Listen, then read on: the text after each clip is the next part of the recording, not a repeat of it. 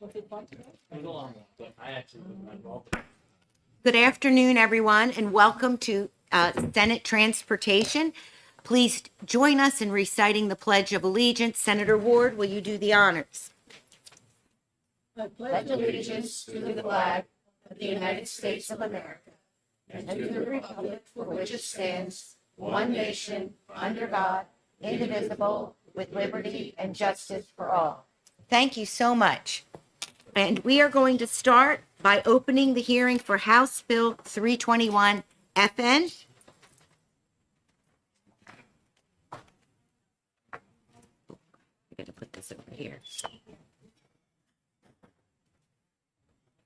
Who's the prime sponsor?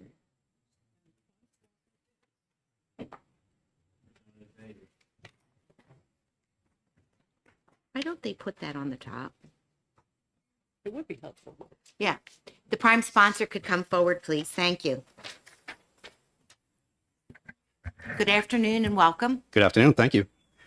Chairman Chardy, members of the Transportation Committee, thank you for the opportunity to introduce HB 321. For the record, my name is Dan Vayu.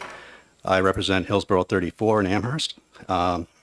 This bill provides drivers with additional time to pay certain fines for motor vehicle violations without requiring court appearance or undue financial hardship. This is a practical, fair, and responsible reform that recognizes the financial difficulties should not push people into a cycle of debt and license suspensions or burden the courts with routine payment extensions. This bill right now, if you have a speeding ticket or other motor vehicle violation, you get 30 days to pay the ticket. You can plead by mail, but for many people that's not possible. This bill would allow up to a 90-day payment period for people who have no outstanding fines or violations on their record. It does not eliminate fines or dismiss penalties, just allows drivers to avoid getting into a cycle of debt and license suspensions. It provides a reasonable payment window, and the goal is to keep these cases out of court as much as possible and let the courts deal with more serious issues. For many people, they would normally qualify for a reduced fine or fee or penalties. But for many, it means taking time off from work, getting childcare, and the 30-day window is often just not enough time for them to have that money in hand. If they just had a few more days, a couple more weeks, many people would avoid having to go to court in the first place, which would take some of the burden off the court's docket.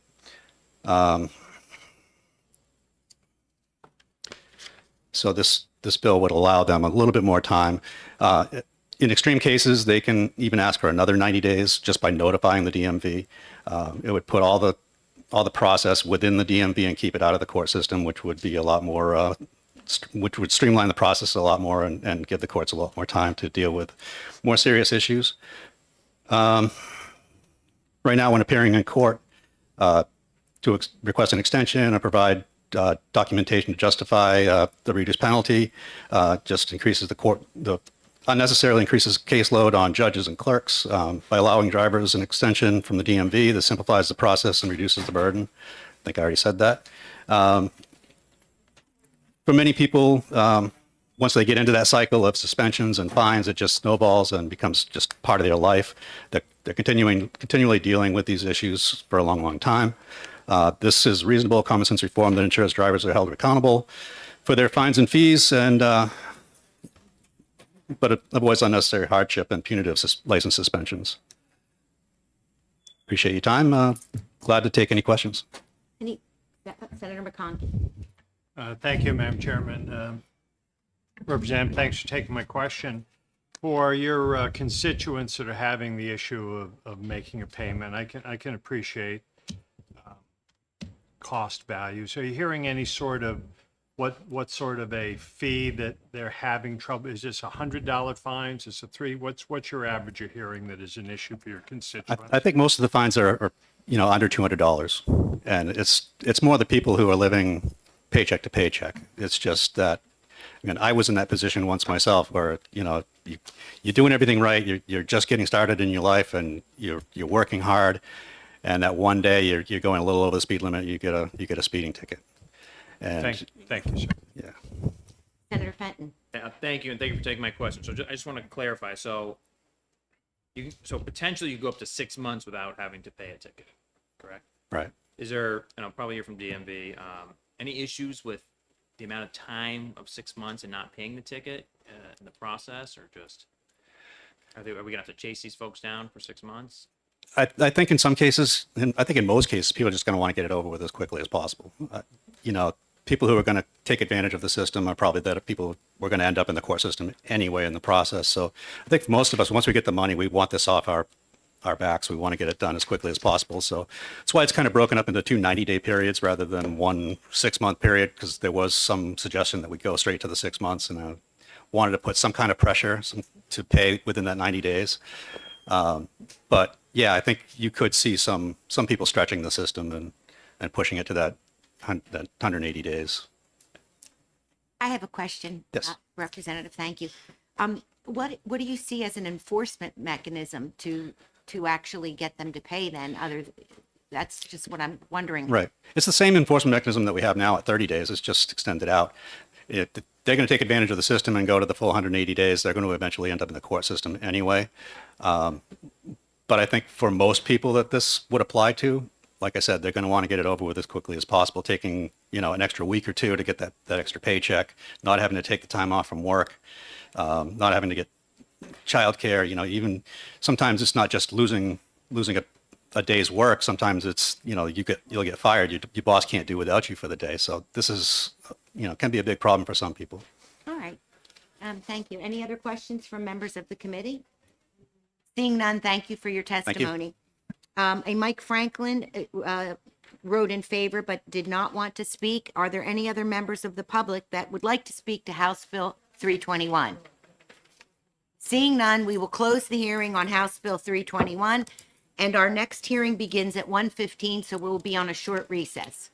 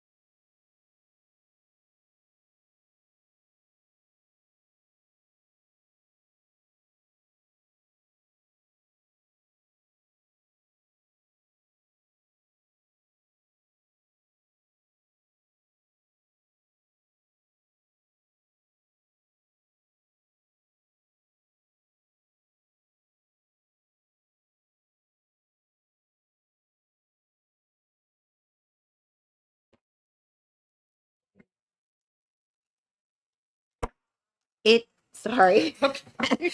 I'm all about the gavel. It still startles me though. Sorry.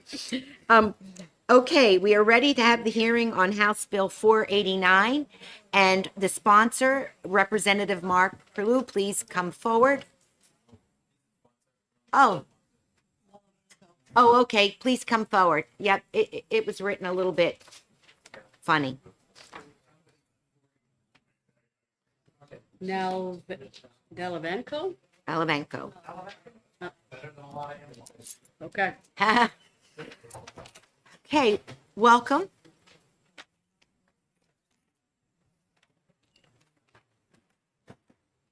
Thank you. Thank you.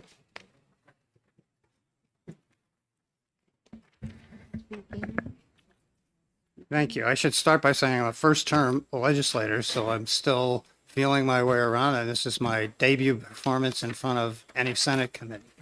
So if I make any misstatements or do any faux pas, please help educate me. Good morning, Senator Riccardi and Vice Chair Senator McConkey, and members of the Senate Transportation Committee. Thanks for your time today. My name is Representative Rich Nelevenko, and I sit on Division 3 of the House Finance Committee, representing Cheshire District 9. And I must say it's probably a relief to you to see a bill without a financial note attached to it. I can say, as a member of the Finance Committee, we often see, most of the bills we see have a financial note. This has no financial note attached to it. My district includes the towns of Elsted, Gilsum, Marlow, and Stoddard. I'm here to introduce House Bill 489 as the prime sponsor. House Bill 489 is a straightforward and necessary minor amendment to RSA 266, Section 78B, Roman numeral 3, to ensure that our emergency responders have the necessary tools they need to do their job safely and effectively. A few years ago, RSA 266, 78 sub B was amended to allow a single rear-facing blue light on ambulances and fire trucks. While well-intentioned and necessary, that addition to the law inadvertently created an inconsistency, one that HB 489 seeks to correct. House Bill 489 ensures that all first responders operating a vehicle during an emergency, whether the vehicle is publicly or privately owned, have clear and consistent visibility, improving safety for both first responders and the public. To be clear, this bill costs the state and towns nothing. Volunteer emergency personnel typically pay for their own emergency lights, and this legislation only allows the option of a single rear-facing blue light and does not mandate that anyone purchase and install one. What HB 489 does is correct an oversight in the existing law. Supporting this bill means supporting our firefighters and EMS workers and volunteers, the very men and women we all rely on to respond in emergency situations. And I think I've heard it from on the House side, almost to a person, everyone there says, I want to support our emergency and volunteer first responders. Visibility matters during emergencies, especially on New Hampshire's roads where conditions can be unpredictable. And I can add to my comments by saying my district towns are all along Route 123. And if anybody's ever traveled 123, it's tough to find a consistently straight stretch of road in the area from my town in Elsted all the way through over to Route 9. And it's got a lot of turns and bends and blind spots in the road that create some really difficult visibility situations. House Bill 489 is a simple, common sense solution that ensures that emergency responders can be seen, protected, and able to do their job as safely as possible. I urge this committee to support a recommendation of ought to pass for House Bill 489. I would also say that one of the other things this does, and we are all desperately in need of in our communities, is more volunteer people on all the boards, on the emergency services. And it's difficult to get them, and anything that we can do to support them, and this is non-monetary. You really can't pay these people enough. And in the case of small towns, they're the backbone and fabric of our community that offers the kind of safety and comfort you need to be able to sleep at night knowing these people are willing to go out in all kinds of conditions. So thank you on behalf of all the emergency responders in our state, not just in my communities. Respectfully submitted, Representative Rich Delavanco, Cheshire 9. You did a great job. Thank you. Are there any questions from members of the committee? Seeing none, thank you for your testimony. Thank you, Senator Riccardi, and thank you, members of the committee. The chair will now call Representative Mark Prue. Welcome. Good afternoon, Madam Chair, members of the committee, Representative Mark Prue, Hillsborough 15. I'm also a firefighter, EMT, for approximately 40 years. I try not to add up the years because it makes me feel really old. So I was the sponsor of the original bill that got these lights put on fire apparatuses and ambulances. And I have to say, we've seen a difference, right? I know me driving down the road, I see yellow lights, I see the red lights, I see a blue light, my foot automatically goes to the brake and I start slowing down because I know there's a police officer there and it's definitely something happening, right? So I believe that putting the blue lights on our private vehicles, I'm a deputy chief and I take my car to the calls 60-70% of the time. And a lot of times on 101, and that's not a safe place to be. So I know some of the police may have issues thinking that we're going to drive backwards and stop cars, but that's not happening, right? So we cherish the ability to use our lights to get to these calls. We are not going to misuse them. So I respectfully ask for your support on passing this bill. If I any questions, happy to answer. Thank you, Representative. Thank you for taking questions. So what does an emergency response employee or a volunteer of a city, town, or village district currently have on their car if they're, So they can use red, yellow, and white. and follow up, if I may, so are they only on the front of the vehicles, not the backs of the vehicles? So we can have them forward and back, right? We usually don't have white facing back too much because people are driving into them and we don't want to be blinding them, but usually in front as we're moving, they're on. We're not allowed to have blue at all, but I think blue stands out in the darkness, in the mixture. Everybody has red taillights, the tow trucks, blinkers are yellow, so our lights kind of get lost in that mess. Blue lights stand out as an emergency light, so I think people want take more notice of that as they're coming up to that scene, that, hey, it's just not a car moving slowly. It's actually maybe somebody stopped on the side of the road. There's an emergency scene. I really should probably be slowing down and seeing what's going on so I don't slam into the back of a vehicle. So have you had issues with, the volunteers or these response employees where people aren't slowing down because of they don't have blue lights? Oh, yeah. Yeah. So, like I said, we've had the blue lights on our fire apparatus and ambulances for a couple of years now. Before then, they would fly by us like we weren't even there. And I've noticed that the blue lights absolutely slow them down because they're not sure if there's a police officer there where there's radar and they don't want to get tagged for, blasting through an emergency scene. So, Thank you. Any other questions from the committee? Senator Prentice? Thank you for taking my question, Representative Prue. Would you believe that in an article published in 2024 by the U.S. Fire Administration under improving emergency vehicle lighting and visibility at roadway incidents, it cites, 4 or 5, like steady illumination, high-low flashing, but it says blue and red lights are rated the most visible. Would you believe that is? I that would is the case? absolutely believe that. Okay. Seen it, been there. Okay. Thank you. Any other questions from the committee? Seeing none, thank you for your Thank you. testimony. The chair will now call Matt Amatucci.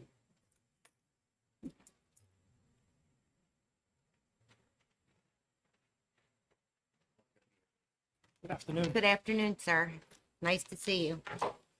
You as well. Thank you, committee. My name is Matty Amatucci, and I'm here representing the New Hampshire State Police in opposition of this bill. We certainly support all first responders and firefighters, but do have concerns with this particular bill. Public safety, this is a public safety concern. The primary reason for restricting blue lights to emergency vehicles is to maintain public safety and trust. Increasing the amount of blue lights on our roadways will lead to misidentification and confusion from the public.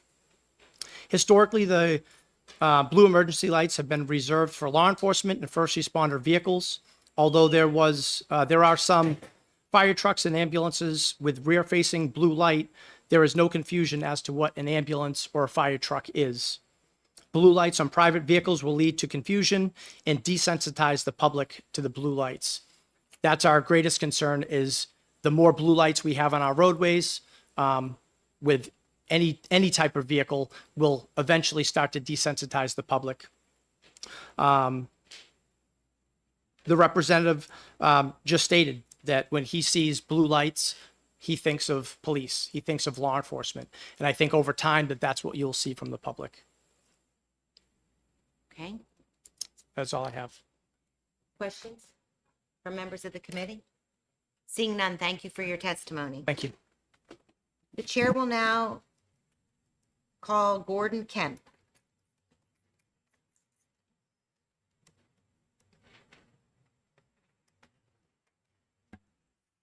Good afternoon. My name is Gordon Kemp. I'm a selectman in Alsted and also a licensed emergency medical responder.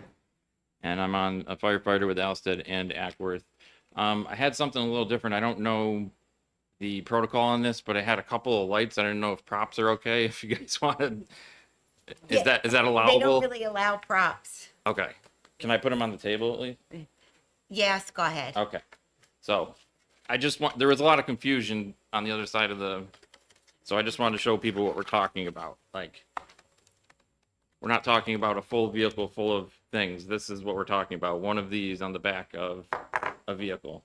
And the other point I want to make with these is, a question had been brought up about seeing blue lights all over the state, even when they're off. So LEDs have been the standard for decades now, and you cannot tell one of these is blue, one of them is not. You cannot tell unless they're on. So with that said, HB 29 is a simple bill. It only changes 13 words in the statute, adding personal vehicles of authorized fire and EMS personnel to the list of vehicles already allowed to have this blue light. Going to skip down a bit, so I don't want to repeat what folks are saying. So a few objections that have been raised through this process. One was that allowing blue lights on more vehicles will desensitize the public to blue lights. So what we're talking about, we're not talking about adding full blue light bars or any forward-facing blue lights at all. This is just one of these on the rear of vehicles that already have red lights on. And to the one of the senator's questions earlier, not only can we have lights on front and back, we're actually required by state law to have 360 degree visibility. So that's either a light bar or a series of these on every side of the vehicle. You cannot have just one side of the vehicle illuminated.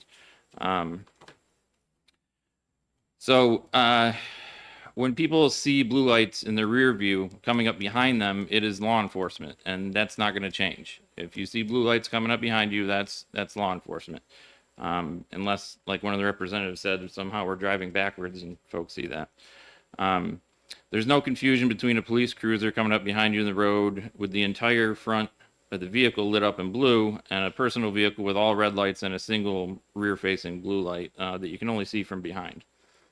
And we don't have to speculate or imagine if this will be a problem because we've already had a real-world example. It's actually been closer to 10 years that the fire and ambulance departments have been using these lights on vehicles. And to clarify, it's ambulance and fire departments. It's all their apparatus. So it's not just the big fire trucks and ambulances. This is oftentimes the same vehicles as police cruisers, Tahoes, Explorers, all that stuff. It can be chief cars, paramedic intercepts, that sort of thing. So we've already seen this in action, and it hasn't been a problem. So that was kind of that whole point. Another objection was raised was they say that when fire and EMS arrive, other vehicles will already be on the scene providing emergency lighting. And this simply isn't true in many parts of our state. In rural areas like mine, it's common for the first responder to arrive alone in their personal vehicle. I live 8 minutes from either of my stations. If a person nearby is in cardiac arrest or trapped in a wreck, I'm not going to waste time and go to one of the stations. I'm going to go directly there. That means I might be alone, and I have been, for 5 or 10 minutes or more with no other apparatus on scene. It's only my truck blocking traffic and, trying to keep me and the patient safe. That's exactly when the visibility is most critical and exactly why this bill is needed. I already covered about blue lights being seen all over. You can't tell unless they're turned on. There was mention about rideshare companies were prohibited from using blue lights recently.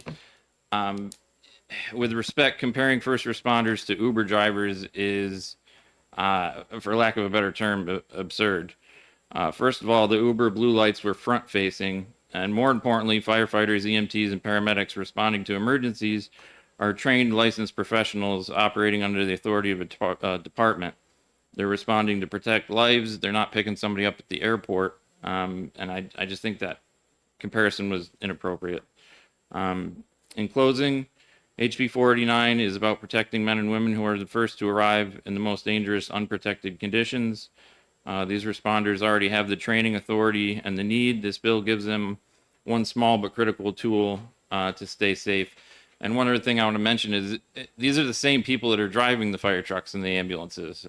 It just happens to be if we're closer to an accident, we're going to go in our personal vehicles. So it's not authorizing new people to use new lights. It's the same folks. It's just in our personal vehicles, and it's in addition to the lights we already have.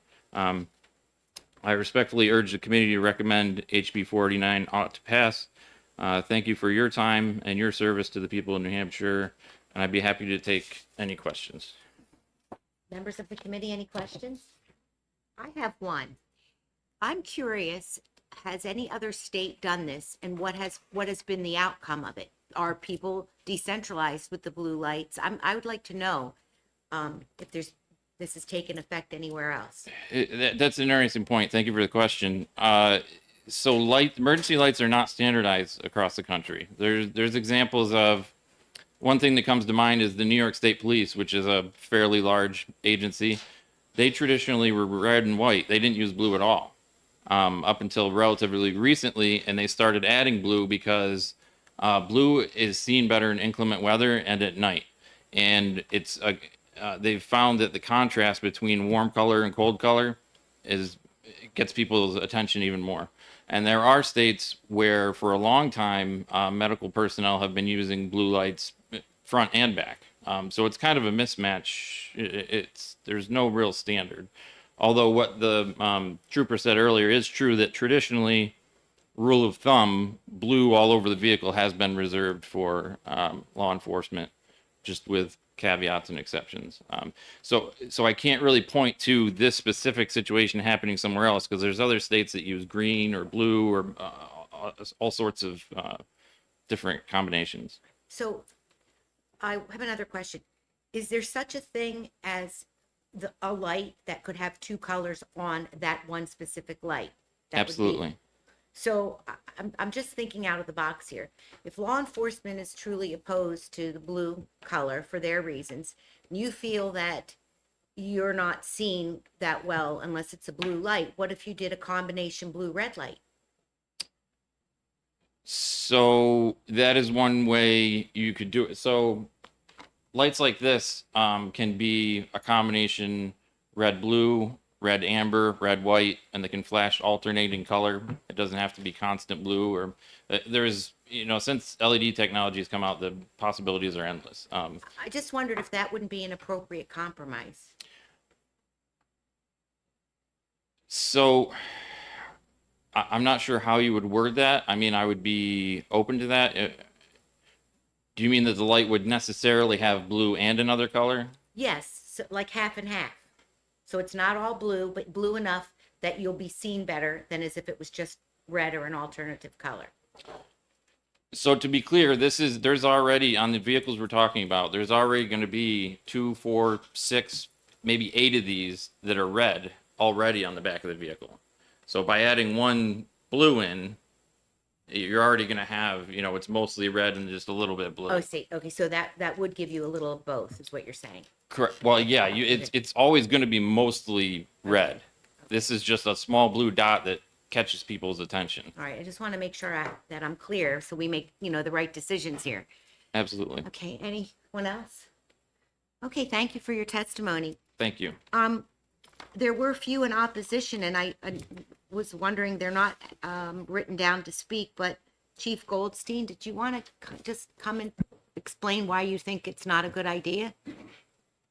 Thank you. Certainly, Madam Chair. For the record, my name is David Goldstein. I'm the former chief, retired chief of Franklin. I'm now working for the Washington County Sheriff's Office as a mental health and wellness coordinator. I've been a police officer for 46 years.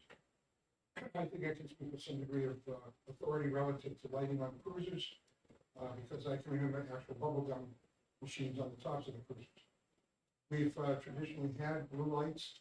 My question, as I was listening to everybody's testimony, is how many fire trucks and ambulances are struck from behind every year with red and white lights behind?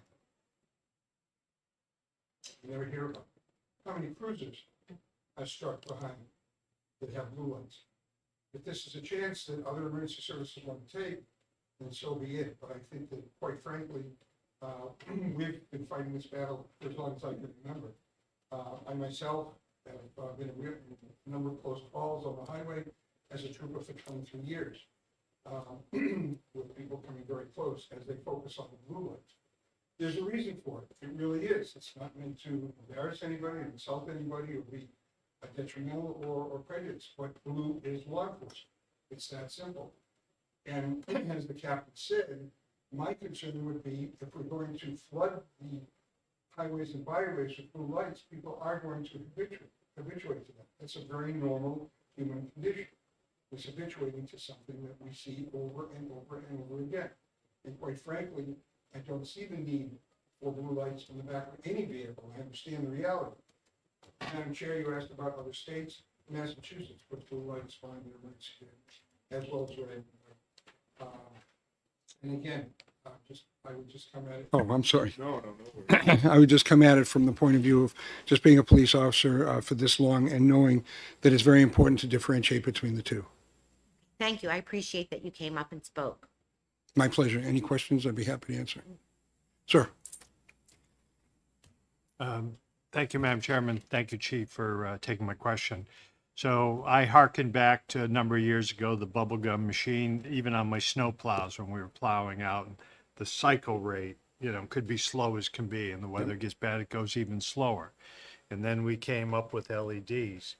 Isn't it possible that if the speed, the fire ratio, whatever that term is, was increased on the red, that it would actually have a better effect, a better red light? I would think so. I'm not an expert in that particular area. I know that, for example, in some individuals who suffer from epilepsy, flashing lights can trigger an epileptic seizure. So, and usually those are associated with red lights, for example, as far as I know. But again, I would not claim to be any kind of expert in that regard. Thank you, sir. Any other questions? Seeing none, thank you for your Thank you. testimony. Appreciate it. Are there any other members of the public that would like to speak to House Bill 489? Okay, yes, thank you. 489.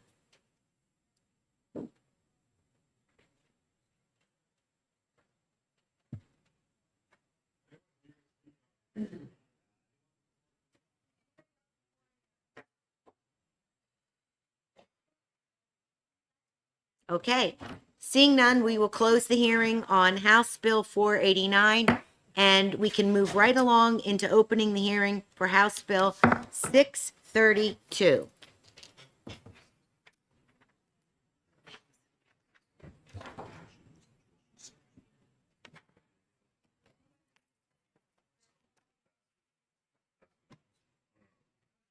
Who knew we'd be this busy in here? Did go to the cemetery? I mean, this is from this last one. Okay, thank you. Second one is for the next one. Gotcha. It's the- Oh, wow. And it's, there's some on the back as well. So it's- Oh, Yeah. okay.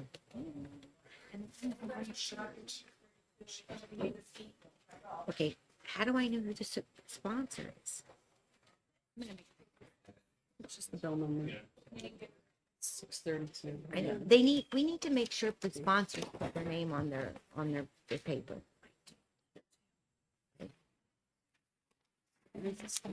Thank you.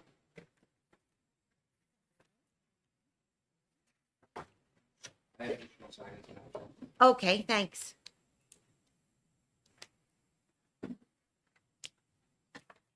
This is on 632. Okay, Look it up online because I don't know what got the bill. Okay.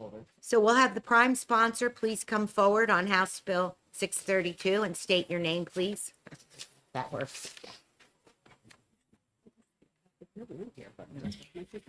Thank you, Madam Chair. Welcome. Representative Henry Guyson, Hillsborough 29th District, Goffstown. Thank you, Honorable Senate Committee. I'm here to introduce House Bill 632. What this bill does is it allows VA healthcare providers to write for medical equipment exceptions within the state of New Hampshire. So this was brought to me by constituents as an identified problem. It is a citizen-sponsored bill. Actually, one of the citizens sponsoring it will be speaking today as well. So what ended up happening here, for some background, is that the Jail Car Rules Writing Committee wrote a rule that defined who can provide medical equipment exceptions for disabled persons in New Hampshire as to be certified by a New Hampshire licensed healthcare provider. In discussion with some people that work up the jail car, it was in order to try to be able to know who was writing the prescriptions, because healthcare providers are licensed by state and we have a register of who in our state is a healthcare provider. The unintended secondary consequence was that they disqualified most of the VA network. Most of the VA is actually healthcare providers licensed in other states that on a federal assignment or on a contract go to work in a facility. So after talking with Dr. Forrester, the chief medical officer of the Manchester VA, he believed in conversation that there was exactly one New Hampshire licensed healthcare provider in the entire Manchester VA network. So the unintended consequence of this would be that disabled veterans would have to go find a separate provider, either at their own expense or using the community care network referral system of the VA, which can be a lengthy process, in order to get a medical exception for equipment such as tinted windshields for an eye injury. The same thing could be applied to somebody who needed to wear a prosthetic to drive a vehicle. So the reason that the bill is written the way it's written, medical provider, is used because medical provider is already codified into New Hampshire's Code of Law, and I didn't want to redefine what medical providers could write these prescriptions. Senator Sue Prentice is actually one of the people who gave me that verbiage. Oh, thank you, ma'am. Who gave me that specific verbiage so that we didn't accidentally redefine what a healthcare provider in New Hampshire was. Moving on, I would like to recommend that this ought to pass expeditiously without amendment. I've heard some people talk about amendments that are somewhat germane and non-germane, and I've told them I would help co-sponsor those things next year. But we have had veterans actually begin to talk about an ADA lawsuit against the state of New Hampshire for noncompliance with Disability Act, and I think that that would be catastrophic. Now, the jail car did do a patch. They passed something real quick, like in a hurry, to fill in this loophole, but it uses the verbiage physician. And again, we don't want to change the term in the definition of law as to who a medical provider is. By passing this legislation, we create a circumstance where this cannot accidentally happen through a rules writing authority again, because the rules writing authority can't violate a codified law. So pending any of your questions. Questions from members of the committee? Thank you. Thank you, Madam Chair. Thank you, Honorable Senate. And it looks like Christopher would like to come speak. Good afternoon and welcome. Yes, you do, please. Okay. And state your name. How you doing, Madam Chair, members of the committee? My name's Christopher Derry. I live in Nashua, New Hampshire, 135 Almont Street. I come before you today to advocate for the passing of this bill. I contacted Representative Guyson because I fell into this loophole. I'm a 25-year veteran of the military, and I've been using the VA in Lowell for that amount of time. When I moved to New Hampshire in 2018, I applied for the waiver appropriately, was approved. Applied for it again in 2022. In 2021, it was approved. And then late 2023, I was late on my application, I apologize, but it was disapproved pending this new written language. And so what I told Representative Guyson, and would like to tell the committee today, is we have a lot of veterans, and I'm a veteran service officer down in the town of Tingsboro. We have members from the New Hampshire communities come over the border all the time and vice versa. And I don't turn anybody away that needs help based on their geographical location, especially my veterans that are seeking assistance. And I think the rules were written into place with good intentions. I understand what they were trying to do, but there's always unintended consequences. And I'd kind of like to see this loophole closed so that veterans like myself, who even if I got an appointment at the Manchester VA and I had a meeting with the director of the Manchester VA after this, and they attested themselves that they couldn't sign the waiver either, which I thought was really tragic. I then called around because I got some advice. Hey, maybe you can reach out to some optometrists in the area and they'll just sign it. Unethical. But I did reach out, and sure enough, I found quite a few that were willing to do it. I did not pursue that, but I was kind of interested to see if that was an avenue that was even something I could take.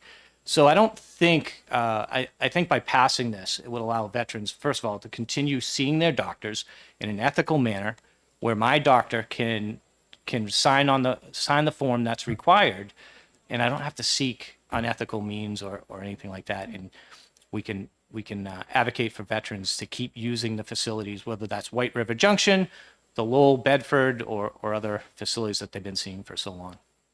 Oh, thank you for your testimony and your service. Thank you. Any questions from members of the committee? Seeing none, thank you very much. Thank you, Madam Chair. Thank you, members of the board. There is no one else signed up to speak, but there are several people in favor and none opposed to this bill. Are there any other members of the public that would like to speak to House Bill 632? Seeing none, we'll close the hearing on 632. And we can open the hearing on 461. Oh, sir.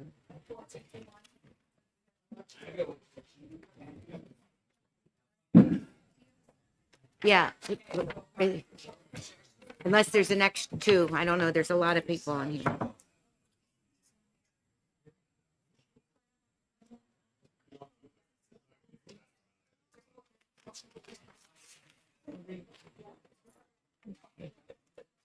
So who's the prime sponsor? We've got to make sure they put that on the top because I don't know who to call. I mean, maybe we need a new sheet which says sponsor.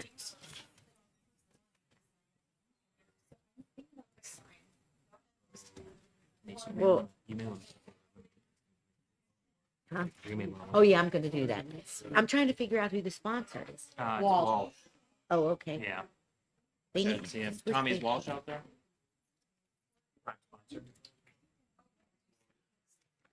Yeah. Yeah, but it just really makes me look and feel like this word nice when I don't know who the sponsor is. You know.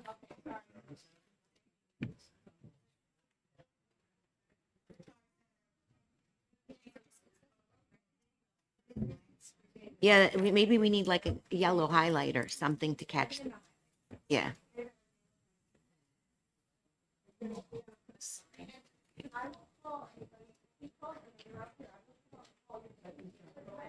Okay, we need them to shut the door.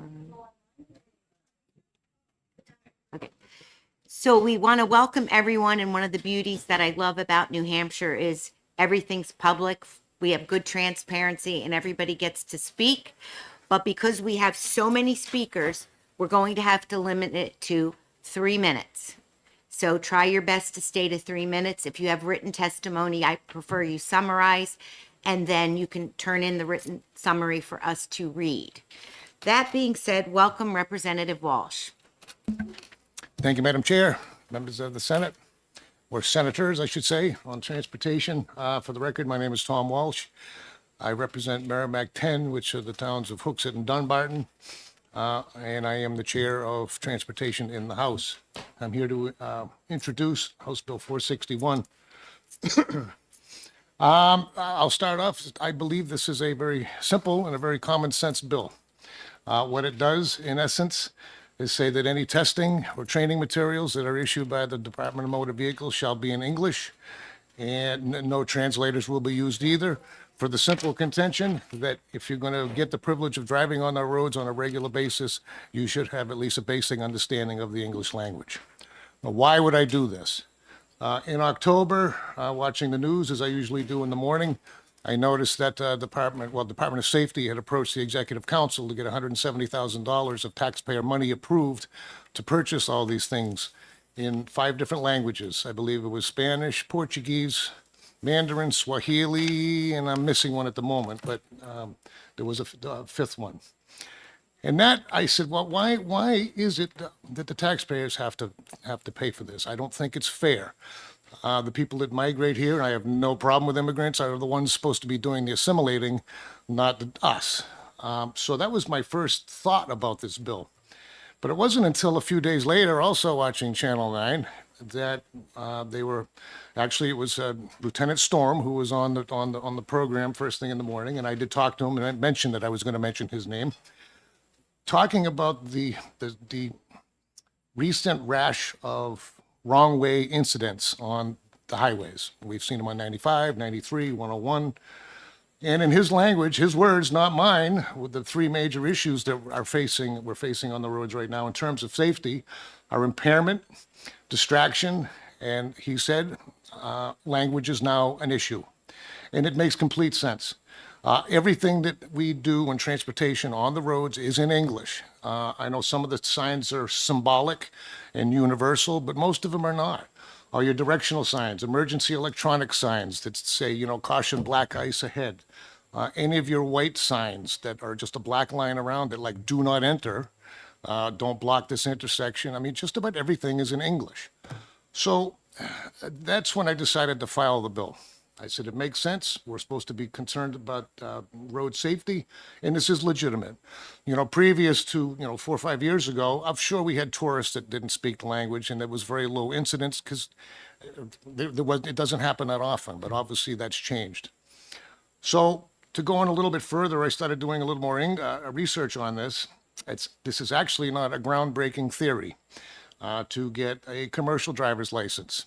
One of the rules in there is that you need a basic understanding of the English language. And so that's all I'm saying that we should be doing for passenger vehicle licenses is the same that's current in federal law for commercial licenses. You can do just as much damage in a car as you can in a tractor trailer. Maybe not, but you get the point. And lastly, the other position I had when I put this forward is our state laws.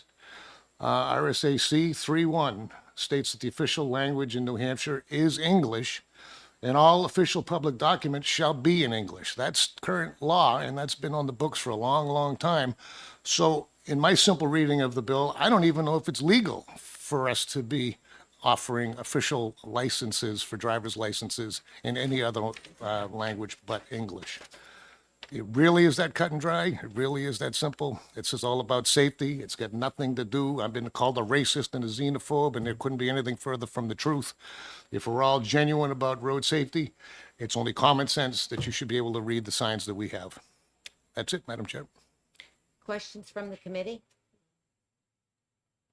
Senator Prentice. Thank you very much. And Representative, thank you for taking my questions. I have a few of them, so I'll ask for appropriate follow-ups. But I work in the medical care field. I'm a paramedic. And I don't practice as I used to, but in the emergency departments, I know this is different, but I just want to go here for a second. In the emergency departments and actually up on the floors, we would use language lines so that people who didn't speak English as a first language but were our patients, we could actually have a way to translate for them. So in those situations, we could find out, you know, like the most information possible in order to best take care of them. So I'm putting that out there. I'm concerned that there might be an opposite impact on this when you talked about, like, you know, signs on the highways. If we aren't, like, you know, is it Spanish? Is it French? If we aren't putting out basic safety information for other people who travel our roadways, are we not putting them in an unsafe situation because they might not understand? Like, they might not, you know, be able to translate. This is, you know, to get off at this exit, I use this pathway. This is a one-way street only. I wonder if this could have an opposite effect, because I've seen us do this successfully with patients. So I'm trying to figure out how limiting it to one language could be a safety cap for all. Thank you for the question. I think the biggest problem safety-wise is the ability to read the signs that we have on the road. In terms of your experience in the medical field using the translators to talk back and forth, it's a different thing. It's not apples for apples. The ability to read is what's important. Now, a lot of countries around Europe in particular that are multilingual actually have their signs all in different languages. You should see the size of them. We don't have that here. And it could be an option in the future if we think it's important. But I think if you've ever seen the price of those signs, I think an 8x8 is about $17,000. It's going to be pretty costly to start adding different languages on the roadsides. Thank you. So thank you, Representative. Thank you for taking my question. Actually, this might just be more of a statement, but I do have another question. Yes, it isn't apples to apples necessarily, but they're doing that, translating in a very basic way, having, say, a sign that has English and then French. We see a lot of, you know, French Canadians come through, and potentially, and people who speak Spanish also is a way of translating to make sure that the safety options, in my opinion, like, what's the, you know, this is a one-way street. This is what the speed limit is. Welcome to our state, whatever it might be. I think that there's safety in that lines right up with having a translator. It's just not on a sign, not by a person. In the bill, it talks about the translator to take the test. I don't know what good a translator is going to do when you're going down the road trying to read the signs. And I will give you another example too, in another conversation with a different trooper. There's another issue with people that can't speak the language driving on a regular basis, is their safety when they're on the side of the road. A normal roadside stop that should take about a minute, and now they're there for 15, 20 sometimes, just trying to get communication back and forth. So again, this is not trying to be mean. This is just common sense. If you can't speak English language, and our whole transportation system is based on the English language and our state laws, I don't think it's very safe. And again, and that's why I don't think it's wise to use translators to take the test, because that's not doing anything to help you get the basic understanding of what those words mean. As soon as you walk out of that room, you may not know again. I mean, that's there at the moment, not a month down the road. I'll yield to my colleagues and then come back. Thank you. Okay. Just a couple. Sir, it's good to see you here. Do any other states do this right now? I didn't look. I have no idea. I don't even know how many states have English as their official language. I know up until a recent executive order, nor did the United States. Now, I know we do, and now by order, the official language in the United States is English as well. Follow up if I may. Yes. Concerned about the double standard here. You know, does this set a precedent where, you know, Quebec says, hey, if you don't speak French, you're not allowed to drive on our roads? Do you see that as an issue, whereas we're setting a standard where we're saying, hey, you can't rent a car in Canada because you don't speak French, but if you come to here and you can't take this test, you're not allowed to get your driver's license? Well, this doesn't affect tourists because they're using their Canadian license. This is only to get a New Hampshire license if you're here constantly. In terms of Quebec, which I believe is the only province that speaks French, I'm surprised they haven't done it already. The rest of Canada is in English. But even if they chose to, that's their choice. Just one more follow-up. And you know, I'm not sure. I have been to Canada. They're very well could be two language signs or bilingual signs in Quebec as well. I'm not sure, but think I remember that. Something worth looking into. Actually, no more. I'm all set. Thank you. Representative. So I see value in safety by offering people the opportunity to drive here if they speak another language and understand the rules of the road. I know, I don't know if you've ever been to Greece, and I'm Greek, and I'll tell you, the letters are very foreign on the signs. They do not match the alphabet like any other language. But we managed just fine, and I don't speak Greek, because common sense prevails. You see the direction of the way the cars are going. I think I'm unclear, Representative, on the intent of this bill. The intent is road safety. Again, coming from Department of Safety, was saying that the English barriers or the language barriers are now an issue because of the frequency of them. That was the main onus for me to finally put this bill in. And I'm sure somebody can respond. Press the microphone. Sorry. Did you hear me? Yeah, I did, but the public listening in can't always hear. Okay, well, thank you for your testimony. We do have quite a few people, so. Yep. Oh, did you have something else? Just one more thing. sorry. No, that's okay. And thank you for taking my question. And still, I'm thinking that we might be creating the opposite. There could be an unintended consequence of what your proposed language is. But I want to talk about people who already have a driver's license in this state, and English is not their first language, and so now they come back, for a renewal, or they have their license has expired in such a time period where then they have to actually go and take the test. And then is our intent to make it a barrier for them to be able to take this because they don't speak English as their primary language? No, the bill's silent on renewals. So if you currently have one and still can't speak English, so long as you do it in a timely manner, you're going to get your renewal.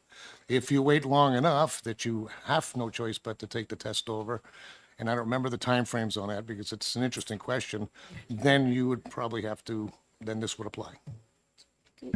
One more thing quickly. Do we have consultation from the Department of Safety, Division of Motor Vehicles on this? Do we have what? Did you connect with DMV, Department of Motor Vehicles?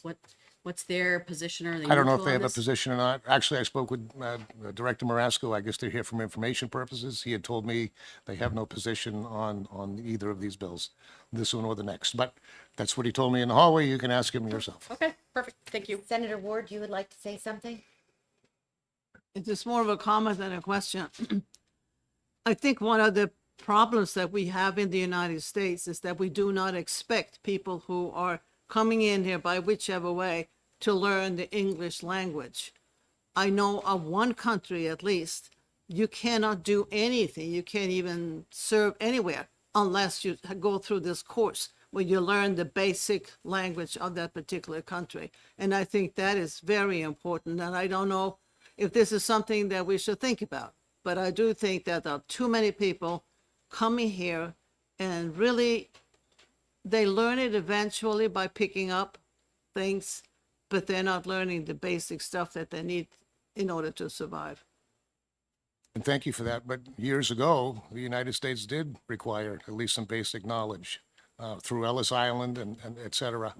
And even in my own experience, my grandparents came from Canada and they couldn't speak a word of English. And they told my mother and her sisters and brothers, you're not speaking French in the house, you're speaking English because you need to learn it. That's the only way to get ahead. Again, that's all this is about. In the meantime, I truly believe it is a safety issue. A lot of people, when they don't understand what the road signs say, the first thing they do is instinctively lock up the brakes. And it's just one thing after the other. So, thank you. Thank you. Okay, the chair will call Lisa Bowden, please. And if Division of Motor Vehicles is here, I would like them to come to speak as well.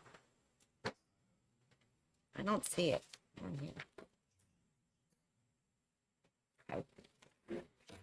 we'll have them speak maybe after Ms. Bowden speaks. Good afternoon and welcome. Good afternoon. Welcome. For the record, my name is Lisa Bodwin. I'm here on behalf of the New Hampshire Council of Churches, which represents 7 denominations and 300 churches across our glorious Granite State. I write in strong opposition to HB 461. This regressive bill would require that, what you just heard. We believe this is a deeply unwise and unnecessary policy that undermines both our state's commitment to public safety and our shared values of hospitality.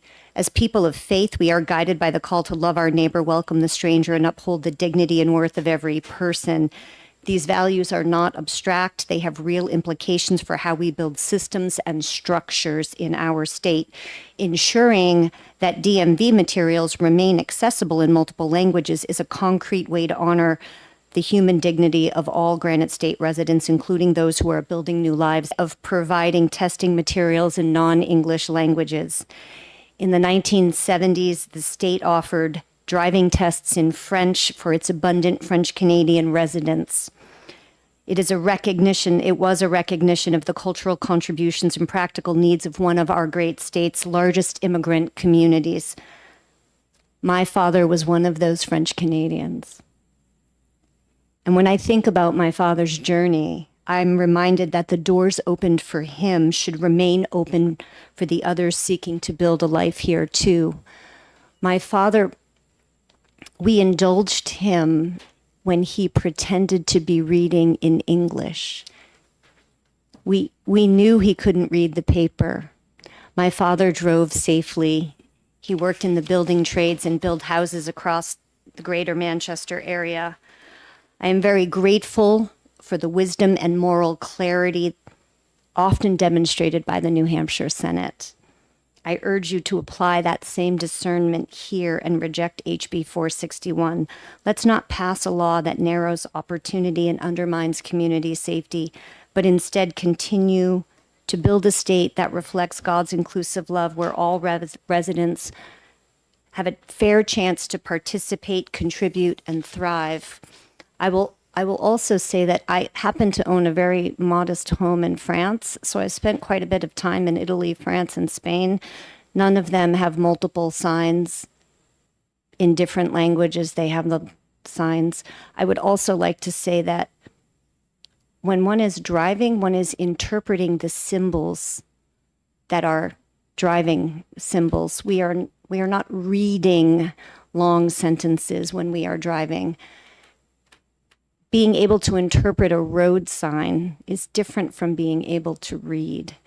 And I would also offer that it is rather tragically ahistorical to suggest that there are not generations of immigrants who never learned to read. That is just not reality to the United States history. Thank you very much. Thank you. Senator Prentice? Thank you, Chair Ricciardi, and Lisa, thank you for taking my question. So is it your position, based on your experience with your dad, that because he had access to driver's license and driving information and road safety information in the language that was his first language, it made him safer to be on our New Hampshire roads? Yes. Thank you. Any questions from the other members of the committee? The signs on the road are fairly universal, and I think that from one country to another, they're fairly similar. What would you say about needing a translator to help you pass the driving test, the written part? I think that New Hampshire has a long and proud history of providing exactly that service. And I think that we should continue in the tradition that what makes the Granite State a great place to live and thrive. So what you're saying, we should have competent translators to help you to pass the test, to write the test. I think we need to have translation available for non-English speaking people. Yes. Okay, thank you. Thank you. The chair would like to call Director Marasco before we proceed with the other people who've signed up, please.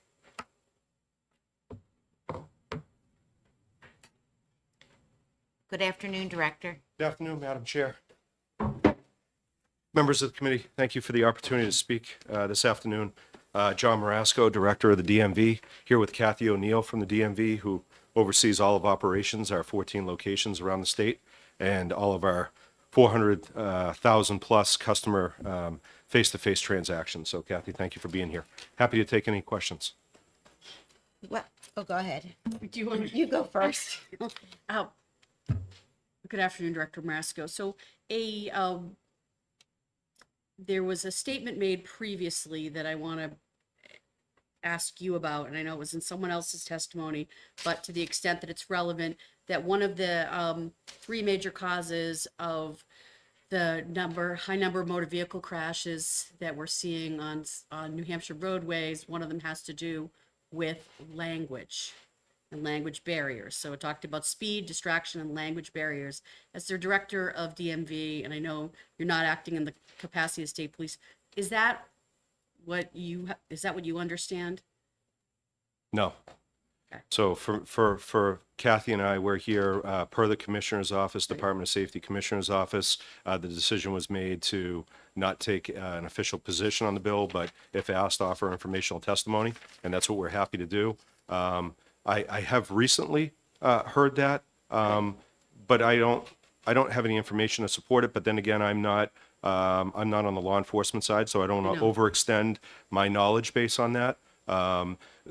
One thing I would say is that I do read well over 1,000 license suspension requests, re-examination requests that come in. Those are administrative requests that can come in through physicians, family members, law enforcement, for individuals that those submitters feel are a danger to the roadways in some way, shape, or form. And I read issues with health conditions, mental health conditions, people that are involved in a police pursuit, people that are going the wrong way on a roadway or the interstate. I read those. I do not see in all of these thousands of these requests that I've read over the last 3 years of my tenure, any pattern, or even I can't think of offhand a situation where it's been a language barrier that's been submitted to me that has caused a public safety concern. So I'll speak to it that way, Senator, if I could, from the Yes. administrative standpoint, as far as what law enforcement is seeing out in the field. I just recently have heard of that, but what the numbers are and how many, I don't know the Fair answer to enough. that. Thank you very much, because it's new to me too. So Okay. that was one of my questions, but my other question is, in your opinion, with your knowledge, would you agree or disagree that by offering these services for translation, etc., to help people understand the roadways would make it safer than to not offer these services? Yes, I would agree with that. Thank you. And Senator, I would follow up with that to say that, you know, in our lobbies around the state on any given day, and Kathy can speak to this, we have all races, all religion, all ethnicities, all different levels of language, languages spoken and language proficiency in our lobbies around the state. And people come in and they go through their transactions, and if they pass all the required testing, they get a license. And if they don't pass the required testing, they don't. But it's really quite something to see the process and how it works. And really what I think the DMV does to make the roadways safer, to your point, Senator, you know, one of the things that we recently did was worked with the New Hampshire Office of Highway Safety to have manuals, our driver's manual, translated into 5 additional languages. And at first glance, some people would say that, well, why are we doing that? We've already got a manual. Well, we do, but if you want to have the safest driver on the roadway, what would be the harm in providing a manual that somebody can read, that they can understand every single word, and then come into the DMV and take the knowledge test and be successful on the knowledge test, and then go out for the road test and be successful on the road test, and set them up for success, set people up for public safety driving success. And so we did have the manuals translated into Spanish, Brazilian, Portuguese, Swahili, Arabic, and Mandarin Chinese. they have passed governor and council. We haven't released them as of yet with this bill pending. But that being said, we offer the knowledge test at the DMV and have for many years in 7 different languages. Kathy has done a wonderful job of, in those scenarios where there might be limited English proficiency, Kathy and her team use a Pocket Talk device, which this bill would no longer allow. And that Pocket Talk device is a translation device. And we actually, Kathy found it at AMVA, the American Association of Motor Vehicle Administrators Conference in Madison, Wisconsin. And we ended up buying many of them here, and they're all around the state. And it's an opportunity before you go out on the road for the examiner that's going to sit in the car with the individual taking the test to make sure that everybody understands what's about to happen. And it can be used in the car if there has to be real-time communication. And examiners in Manchester, for instance, that deal with limited English proficiency candidates on a daily basis will tell you that this Pocket Talk device has totally revolutionized the way they do business. It made it safer, made it more customer service focused, and people that go out and do well and pass the test. And so I think we have a system at the DMV today that works very well. We're proud of it. I think it serves everybody in our community, and I think it's safe. I think it's an extremely appropriate and public safety focused way to ensure the safest drivers are on the road. And I think that, and to come back to your original question, Senator, it's a system that works, and we stand behind it. Okay, I'm going to follow up with something else. So, Director Marasco, I recently saw on the front page of the Union Leader that the governor put in a driving safety task force because we've had so many accidents. And in my interpretation of that was these were due to impairment, wrong way drivers, people who are irresponsible, drinking and driving, and also speeding and texting and driving. I didn't see anything else in there about somebody who doesn't speak English. Could you please verify that for me? Yes, Senator. So I'm on that task force. We had our first meeting on Friday of last week. I don't recall that coming up during the conversation. The first time that I've heard of language proficiency being a safety hazard on the roadway in any type of public forum was actually upstairs in this building during a House Transportation Committee meeting, and I think it was during the introduction of this bill by Representative Walsh when he had cited that that he had heard that from law enforcement. That was the first time I had heard of that, but it was definitely not a topic of conversation with impairment and all the other areas that we know cause crashes and death on the highway on Friday. But again, I'm not saying that it's not something that isn't something to be looked at from a driving standpoint out there if this is something that is being encountered.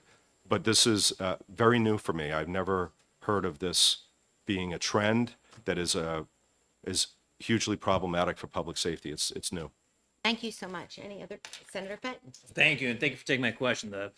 The chair took my question about the Highway Safety Task Force that you and I sit on, and the subject did not come up during our meetings, which I'm very appreciative of the governor for creating that Highway Safety Task Force.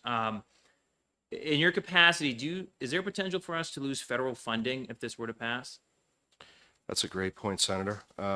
Yeah, actually, and I testified before House Transportation on the fact that John Clegg, who is the program manager for the New Hampshire Office of Highway Safety, was kind enough to send me a PDF regarding Title VI compliance. It was actually a PowerPoint presentation that was put out by NHTSA, the National Highway Traffic Safety Administration, their Office of Civil Rights. And this was January 6th, or January 7th and 16th of 2025. There was some type of training that they would have put on. And it talks about how Title VI of the Civil Rights Act of 1964 requires that any program or activity that receives NHTSA federal funding assistance or grant funding, if a DMV receives NHTSA funding and it uses the funds to operate specific programs, all DMV activities are covered, not just the federally funded program. So Ian Marsh is federally funded through the New Hampshire Office of Highway Safety. He covers all fatal crashes and reviews all of those. He works out of the DMV. He receives federal funding for his position through the New Hampshire Office of Highway Safety. And the statement for compliance is when a significant proportion of a service is limited English proficient. This information must be provided in languages other than English. That's 28 CFR 42.405 D1. So the way I understood it from speaking with John is that since you have someone at the DMV that is federally funded and you provide a service to the community where some of those community members have limited English proficiency and might need language assistance, you have an obligation to continue receiving that funding to support that position by offering that assistance. But aside from that, it's the right thing to do. Thank you. Thank you. Senator. Director Marasco, I had asked this question earlier, and now since you're here, I'll ask it of you. So what happens if we have a resident of New Hampshire who has had a driver's license? English is not their first language. They've had a driver's license. It has lapsed. And I know there's a period of time where you have to go through the full testing again, but whether it's newly lapsed or it's lapsed into the future that requires you to go the full gamut of testing, if this law were to go into place, how would that be managed? Yeah, so I was listening to the testimony with Kathy in the hallway. We both discussed that. If you have a New Hampshire driver's license and you've gone beyond the 3 years that it's been expired, to Representative Walsh's point, you'd have to come back through the testing process, and you would be held at that time to the same standard as everybody else. So if you've been driving for X number of years, but your English hasn't improved much, or you can't, if this bill were to pass, take all the testing requirements solely in English, then I guess you run the risk of not having your license renewed. Thank you. Welcome. Anyone else? Okay, thank you both. Thank you. The chair will now call Peter Rolfson, if I'm saying that right. Thank you.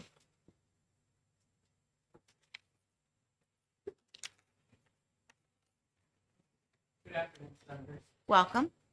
My name is Dr. Peter Rolfson. I'm a retired school psychologist, and I'm registering my opposition to this bill. About 3 years ago, I decided to join a neighborhood support team, and I've been working with Afghans in our community since that time.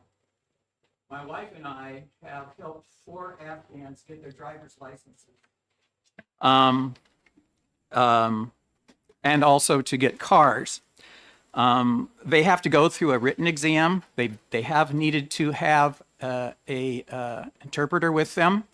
However, they also have to, as the department head here said, they also have to go through the actual driver's exam. All right. If they don't pass the driver's exam, they don't get their licenses. So what I do, and my wife and I have done, is we actually use our car. We take the Afghans, the refugees, and we teach them how to negotiate and to manage learning about the traffic regulations, about how and when to make right turns into the far right lane or into the far left lane, reading all the signs. I actually go above and beyond. I take them out to the freeway, teach them when to pass, when to not to pass, how to pull to the side, if you have an emergency, how to do emergencies. And the bottom line is that after they've passed, then my job is done, and I'll sit in the car and watch and see how they do it, and I won't say anything. And they have learned to follow the traffic regulations. They make good judgment calls, and they drive responsibly. I mean, and now I haven't been with every refugee, but I'm telling you, my wife and I have been with 4, and they did fine. They are very responsible drivers. And the other piece of it is, and I'm against another bill that you're going to be seeing in a bit too. Being able to drive gives them freedom of opportunity to have a car and to negotiate the community in ways that you can't do if you don't have a driver's license and you don't have a car. But I will speak to that when the HB 452 comes up.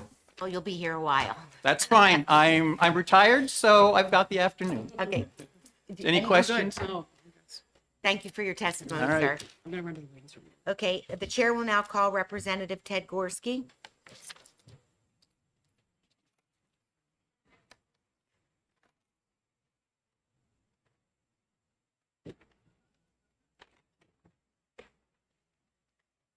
Good afternoon, Representative, and welcome.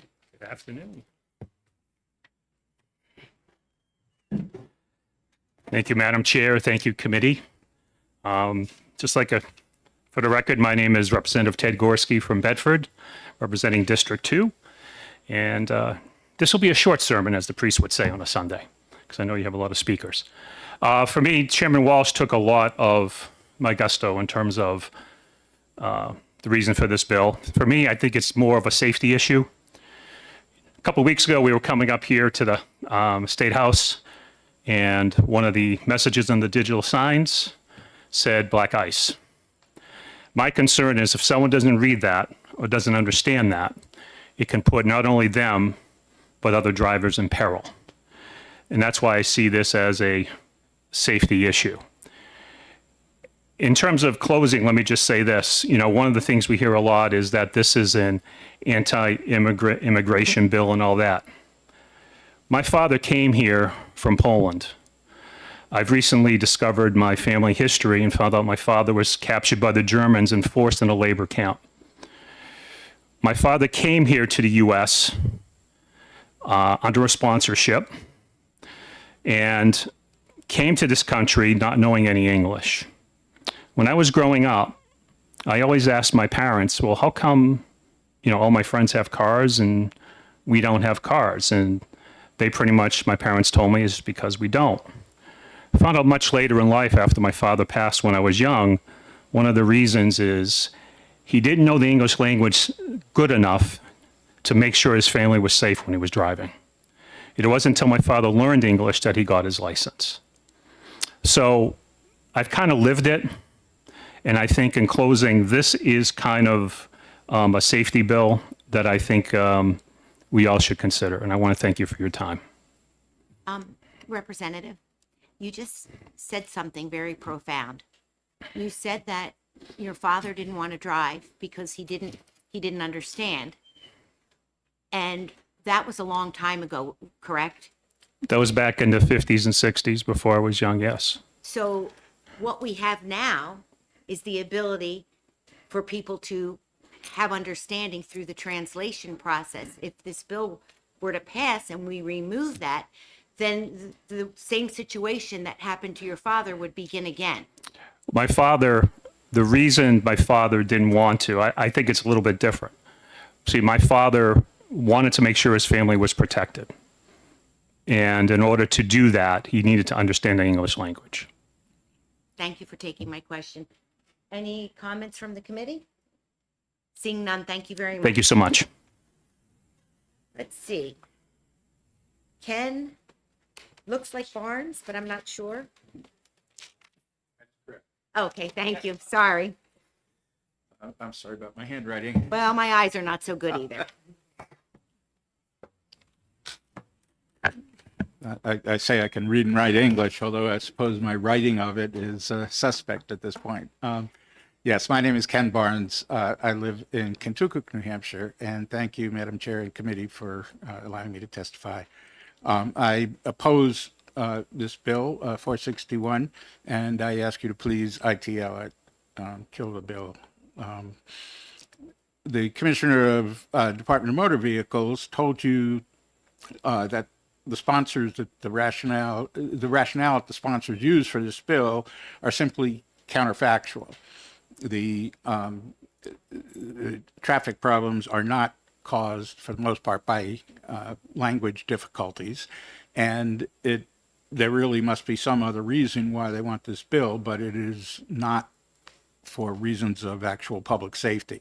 It's also terrible policy and contrary to American values. We're a country of immigrants. My family comes from immigrants. A quarter of my ancestors died in the Holocaust, and the only reason we survived was because my grandfather, at 16 years old, walked his way out of Eastern Poland and through a lot of countries and was able to somehow manage to get to this country. But all the rest of them were wiped out in the concentration camps. I would like to only point out one additional point, and it's a direct response to what the sponsors say about this bill. I understand when they talk about drivers obviously need to understand road signs, and we don't want people who can't understand the road signs to have to make decisions about how they drive. But you don't need to understand any language, and certainly not the English language, to follow the road signs. You could rely on the shape of the signs. Stop signs are octagonal. The color of the signs are red or green or yellow. And also, to know what you're required to do, there are symbols, arrows pointing to the right or pointing to the left to get off, or the picture of a red light, so you know there's a red light ahead. It's not really the signs, the language on the signs that helps you understand them, and you can learn them from a book that is written in English or Spanish or Swahili. But their rationale about safety doesn't apply at all to being able to read the materials, learn the rules of the road, and then answer questions about that on the driver's test. You can read and be taught what the rules are in a book written in any language that you understand. You can learn how many car lengths you have to leave between your vehicle and the vehicle in front of you. You can learn that there's no turn on red light or any of the rules of the road. Doesn't matter what language somebody teaches you those principles. Once you know the rules of the road in your head, you don't have to have a sign when you come to a red light and you stop. You don't have to have a sign to know the other rules of the road. You just follow the rules. You see a stop sign and you stop. You don't have to read it. So it's not about language at all, and the safety rationale is really bogus, I think, for something else, and we should not tolerate it in the live free or die state of New Hampshire, the welcoming state that we ought to be for descendants of immigrants and all of us who are, after all, human beings, members of the same family. Thank you. Thank you. Any questions?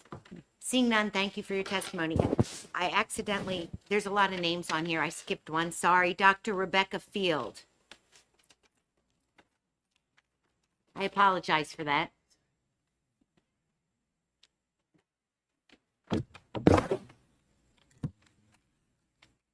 Thank you to the committee for hearing my testimony.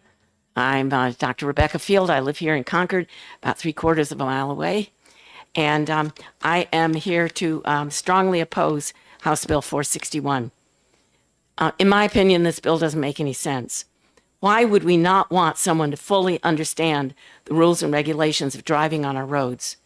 The sponsor mentioned the idea of basic understanding of English. We don't want people to have just a basic understanding. We want them to truly understand it. Just because someone requests an interpreter or material in their language does not mean that they don't speak or read English, and certainly at a basic level. It means that English is not their first language or the language that they are most comfortable using. I want to know that people who are in traffic around me are fully aware and knowledgeable about driving safety, however they learned that. If we force people to learn only in English, we run the real and serious risk of drivers only partially understanding the rules of our roads. This is ridiculous. It makes no sense, both no logical and ethical sense, and no dollars and cents. I strongly oppose this bill. If there is an underlying intent of this bill to prevent immigrants from being able to drive and therefore not employed and therefore not part of our workforce or our economy and our communities, then I again would strongly oppose this bill for that reason. Please vote it down and get on to doing more important issues. Thank you for hearing viewpoint. Thank you. Any questions? Thank you for your testimony. The chair will now call, it looks like Joe Shapiro. I apologize if I'm getting these names wrong.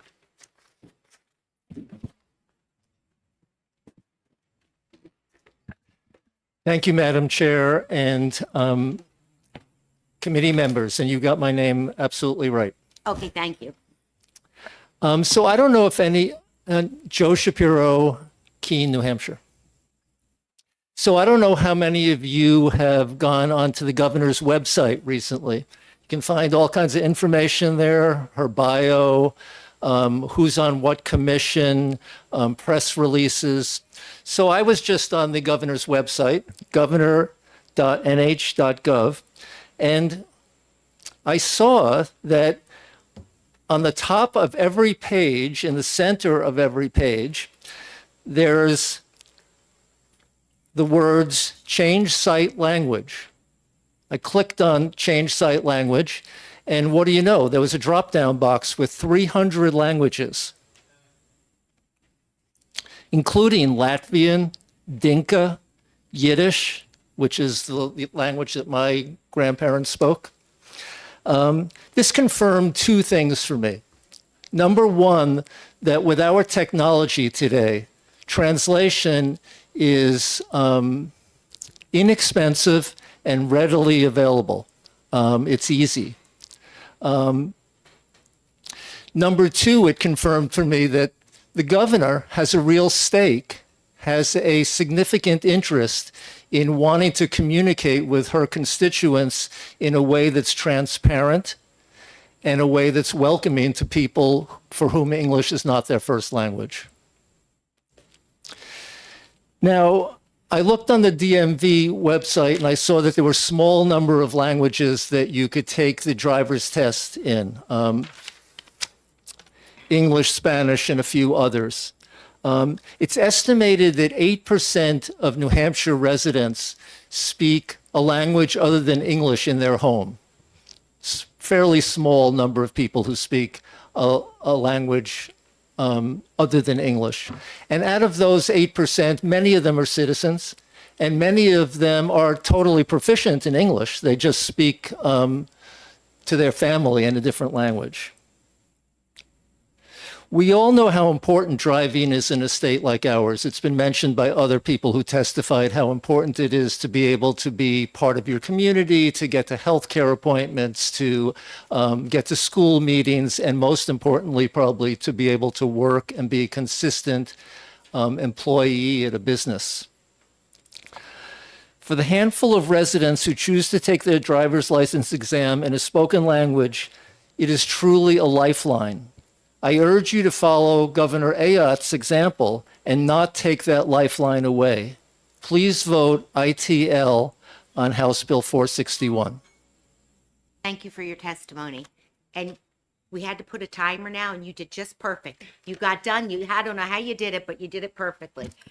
Any questions? Okay. First time. Okay. So we're going to have to continue with the timer because we have a lot of people for this bill and then the next bill. So I hope you do understand. And if at some point we have to take a hard stop, if it gets late, what I will do is continue the hearing so everyone will have a chance to speak their mind. Okay? Next person will be Ava Costello. Eva Costello?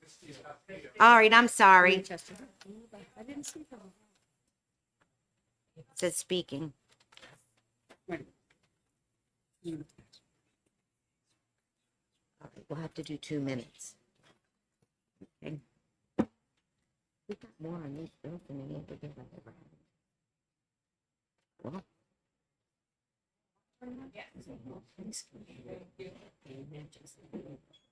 Oh, did not know. Hello. Thank you for taking my testimony and thank you for your service to the Oh, can you turn your microphone, please, and There. introduce yourself? My Thank you name for is coming. Eva Castillo. I come from Manchester, and I'm here to testify against this bill. I heard tons of really good testimony, but it really makes no sense. How is that helping New Hampshire? In fact, it's making us it's putting us in danger because people need to learn the rules of the road to travel and to drive. And if you are not fully proficient in English, it's very difficult. Even those that speak somewhat street English cannot really fully comprehend written words. And sometimes you guys speak too fast too. And it's difficult to be in a car, especially, and they're telling you how to do, and people are nervous, and they tell you turn left, turn right, or whatever. So we're making everybody unsafe. And I heard in one of the previous testimonies that the signs, and the rules of the road are signs. So when you study the manual in your own language, you learn what those signs mean. It really makes no sense to have the DMV taking all this trouble because they do believe that we are better when we know what we're doing, and have them take the trouble to provide interpreting services and to get the little machines that work really good. I was at DMV 2 weeks ago getting my Real ID, and one of the people in line could not really understand what they were saying, and they just used the little machine and they understood each other back and forth. So I don't see how that helps your average New Hampshire citizen.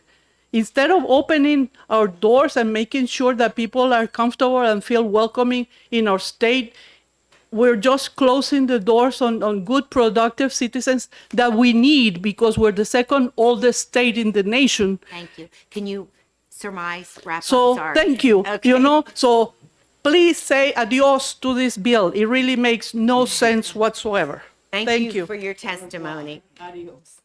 Okay, next, Christine Wellington. Good afternoon and welcome, Christine. Good afternoon, Senator Ricciardi and members of the committee. I will stick to the 3 points that the bill sponsor raised rather than repeating any of the other good testimony that you've heard. I want to add one thing about driver safety and whether not having the ability to speak English fluently affects driver safety. I have looked online for those kinds of studies, and I have not found any studies that have had a correlation between the ability to speak English and danger on the road. And this is also a point to be made, is that nearly all the states in our union provide language access skills, including testing materials in other languages. It does vary state to state. Some have universal language, whatever language you speak, they will provide it, and some only do it for the prominent languages. But I think that's really important. There is no studies, and as other people who have testified have mentioned, these services have been provided for years. I also should have mentioned I'm from Derry, New Hampshire, and I also am a member of the New Hampshire Immigrants' Rights Task Force, and we did submit a letter for you to read that is more detailed. The English as a official language of New Hampshire point. I want to only point out that, yes, President Trump just issued an executive order that said English is the official language of the United States. In that executive order, it also said this, and I quote, "Agency heads are not required to amend, remove, or otherwise stop production of documents, products, or other services prepared or offered in languages other than English." If that doesn't shut this conversation down, nothing else should. That the President of the United States doesn't even think that at that level they have the right to remove those kinds of language, that issue. Oh, okay. And the only other thing is that the CDL, the commercial driver's license, only requires that the person speak English sufficiently to do their legally required reporting, et cetera. And we're talking about private driver's licenses here, so that's inapplicable. And I think that's all I have to say. Thank you for your testimony. Thank you. Madam Chair, can I ask Oh, a I'm question? sorry. Thank you, and thank you for taking my question. I'm not sure if it's a question, maybe a would you agree? I went to Italy with my wife. And I rented a little Fiat 500. I thought it was a race car driver driving around the Italian landscape, and I refused to use a map, which got us lost. But my wife suggested we put it in our phone, our maps. And it was 100% English. It warned me that there was an accident up ahead. It told me in 200 feet, take this exit. And I operated those roads just fine in Italy. And I don't speak a lick of Italian. So do you think it's possible that folks who might not have their first language as English might be utilizing this technology on our roads? Absolutely, and thank you, Senator. I have been with friends who have used their MapQuest or whatever. It's not MapQuest that we use now, Google Maps or whatever, and the directions were in the language of the person, that was the first language of that person. Very good point. So for even getting lost, you can get out of it if you have technology. I didn't say I got lost. I said I maybe Oh, took a that's wrong right. turn. That's Hey, right. No, no. Men never admit that. No. Yes, I did that's not exactly what pops in my head too. compass. Thank you. Thank Okay. you. Okay, thank you. Thank you. The chair will now call Doug. I don't want to butcher your last name. Weckstei. I can't. Weckenstein? Yeah.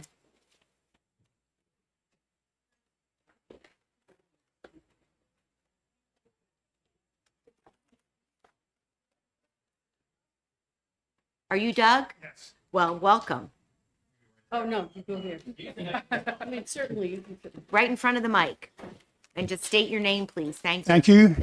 Thank you, Senator. Thank you for allowing me to testify. My name is Doug Weckstein. I am a resident of Bow. Speaking on behalf of myself, I'm speaking in opposition to HB 461. I believe that this bill, if enacted, will be a strong impediment to obtaining driver license for legal immigrants in this state. At present, my story is I work with refugees. In fact, I am working with a recently arrived refugee family who are intent on learning English. They came with limited, if any, English skills, like many refugees do. And this gentleman has a job now. He's highly valued at his place of employment, and it's a struggle for him to get to work. He doesn't have a car yet or a license. We volunteers get him to work. He rides a bicycle long distances and returns home at night in the rain. And he will not be able to maintain his employment if he's not able to obtain a license. He's studied the manual in another language and is working hard to learn English, but I've seen him take the knowledge test in Spanish. And if one thing that wasn't discussed is the test. The signs are in English. They don't have para on them. They say stop. The signs are all in English. The questions are challenging, and there are nuances in them. And if you were to take the test, you would find that you would miss several questions even in English. Well, if an individual has to take this test in a language that they are not proficient in, they will not be able to pass and will not be able to obtain a license. So if this law is enacted, many legal immigrants, such as refugees, will not be able to obtain license, will not be able to get to their place of employment, will not be able to support their families and maintain independence. And thank you. Thank you. And you did use a word here that we need to remember here. You said legal. Okay? These are people who hear legal. Thank you for your testimony. Okay, let's see. Catherine Brunette. This is next. It's the next here. 452. This is the next. Yeah. Oh. I'll hold it over here. Promise I'll give it to you.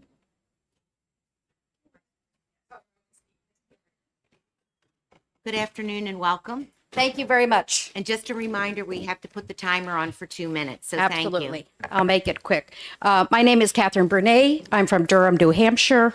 I'm a volunteer with Overcomers Refugee Services, and I'm a friend to several refugee families.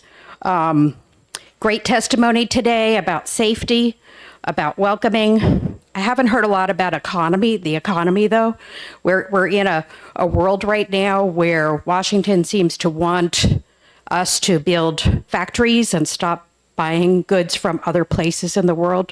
Those factories need employees, and most of those employees are probably going to be immigrants, a large part of them. So driving to work means keeping a job, means being in making things.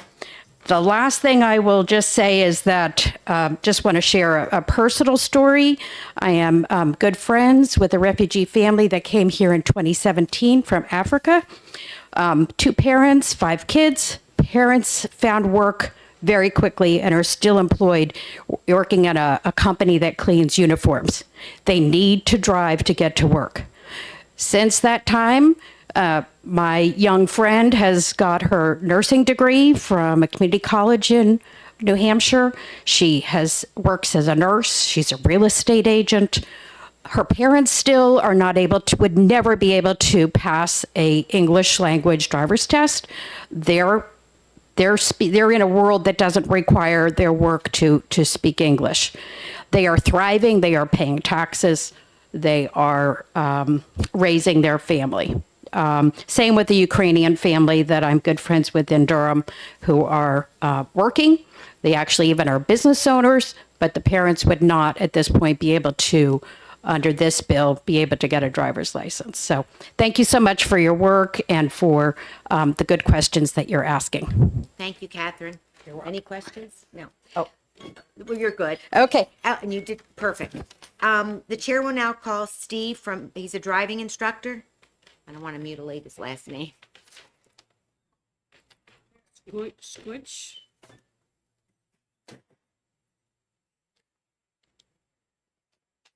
I'm always pleased to see that my handwriting lines up with the majority. Oh, You know, you hate to ruin a person's name, but I just, okay. it's all good. There's just a wide variation. We have a second sheet. Good afternoon, sir, and welcome. Thank you very much. Good afternoon. I'm Steve Shook. I'm from Hancock, New Hampshire, and I might be the first person here today who's been teaching driving. And I just want to say, for starters, it would be a real eye-opener for everybody if they actually tried to take the driving test again. I think a lot of us would be really hard-pressed to pass it. And you'd be surprised some of the questions that show up. And there's been some misunderstandings about both the written part of the test and the actual driving part. Just as an example, imagine you got this question in English and you speak English. Never mind if it's a foreign language to you. Here's one of the questions. Some road signs and markings require you to obey the posted instructions. These signs are known as, you got to choose one of the 4. A warning sign, a guide sign, a restrictive sign, an informational sign. You'll think about that a while just in English. Never mind if it's in another language. This is another one. Gravel roads may A, be near farms, B, lack lane markings, C, be steep, D, be wider than regular roads. I lived on a farm in New Hampshire for 10 years, and I'm going to say at least 3 of those could be true, maybe all 4 of them. My point being, though, if this is hard in English, your native language, imagine if you were forced to take this in another language. I also want to say, different from with anything else that's been said today, already, the computer part of the test that you take, you have to be able to read a whole bunch of road signs in English. There will be questions that say, what does this stop mean? You have, again, multiple choice. You have to be able to read the words, do not enter. You have to be able to read words, restricted area ahead. You have to read the words, do not enter. You have to be able to read enough English to understand what it says, left turn on green, yield only. This is all, so the whole test can be translated, but the signs, you have to be able to read those signs. And when you get in a car later to do the practical part, after you pass the computer part, at least in Keene, where I've been with people, the instructor only speaks in English. So you already have to be able to understand the most basic things, such as turn on the engine, check the brake lights. At the next intersection, turn left. Use reverse, change lanes up ahead, demonstrate parallel parking. So my point is, as far as safety, if there was one safety thing I would wish, I think everybody in New Hampshire should probably take the driver's test at least once every 10 years. And it'd be a wonderful review. And it'd be an eye opener to see what's on there. It is not an easy test. And I'm not saying make the test easier. And I think where it asks you to demonstrate that you can read the basic signs in English, that's great. And that's a safety thing. And I'm all for that. But that's totally different than what this bill is saying, where you couldn't even have the basic tests in these questions. And I'll leave these questions with you. You might have fun wrestling with the correct answers. I won't reveal what the state says is the right answer. There's some really tricky questions. Thank you. So please, if we could keep honor people's native language, we want them to be safe drivers, of course. That's the goal for everybody. Thank you very much. Thank you for your testimony. The chair will now call Andrew Dixon, or is it Andrea? I can't make it out. Andreas? No. Oh, okay. All right. David Blair. Good afternoon, sir. Good afternoon, Madam Chair and committee members. I'm David Blair. I've lived in Harrisville for 50 years. I have 5 grandchildren. 3 of them drive, and the 4th is about to get her learner's permit. I want them to drive on safe roads. I am convinced that this bill will make the roads less safe.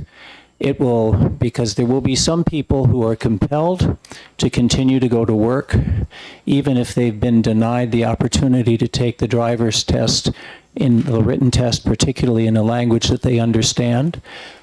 And they may be driving illegally of necessity because they need to support their families.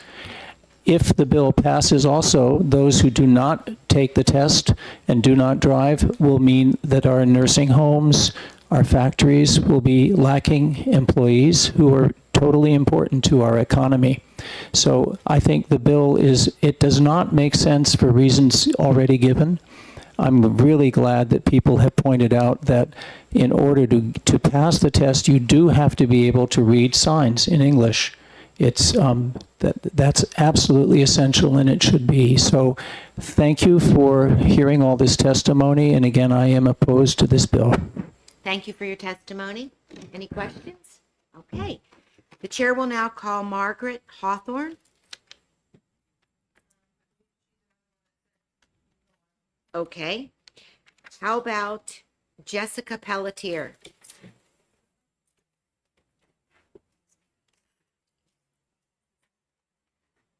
Thank you so much.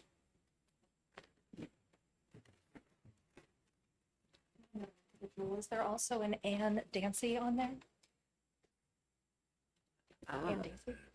I don't see it on this, but if you have someone else you want to sit with you, that's perfectly fine, as long as you Ann both introduce Daisy. yourself. Daisy? Daisy. Ann.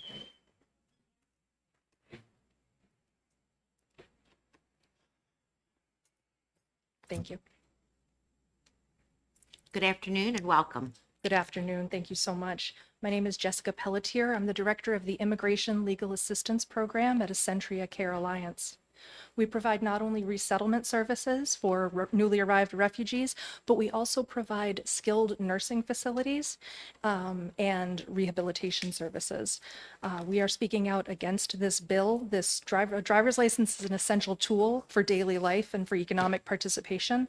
And without one, it becomes significantly harder for individuals to maintain stable employment and support their families. It holds the individual back not only and it also holds back the strength of the entire workforce. I would state several points that have previously been made, but there was no evidence of any public safety issues that have been brought up as a result of a lack of language proficiency. I would contend that it would cost taxpayers more money once federal funding stops for violations of the Civil Rights Act. Title VI specifically of the Civil Rights Act of 1964 protects the ability of a language LEP, limited English proficiency individuals from accessing services from the government.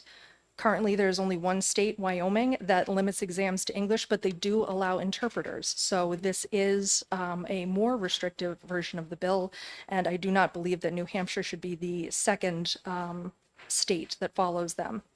The privilege to drive a motor vehicle is based on passing a safety test and not having certain criminal charges. It is not based on English proficiency. This would also ban interpreters and translation assistants, even for languages with no written exam materials. It would isolate and disadvantage New Hampshire residents that are striving for self-sufficiency, and it would hurt local businesses and employers by limiting access to transportation for workers, making it harder to recruit and retain employees, especially in industries already facing labor shortages.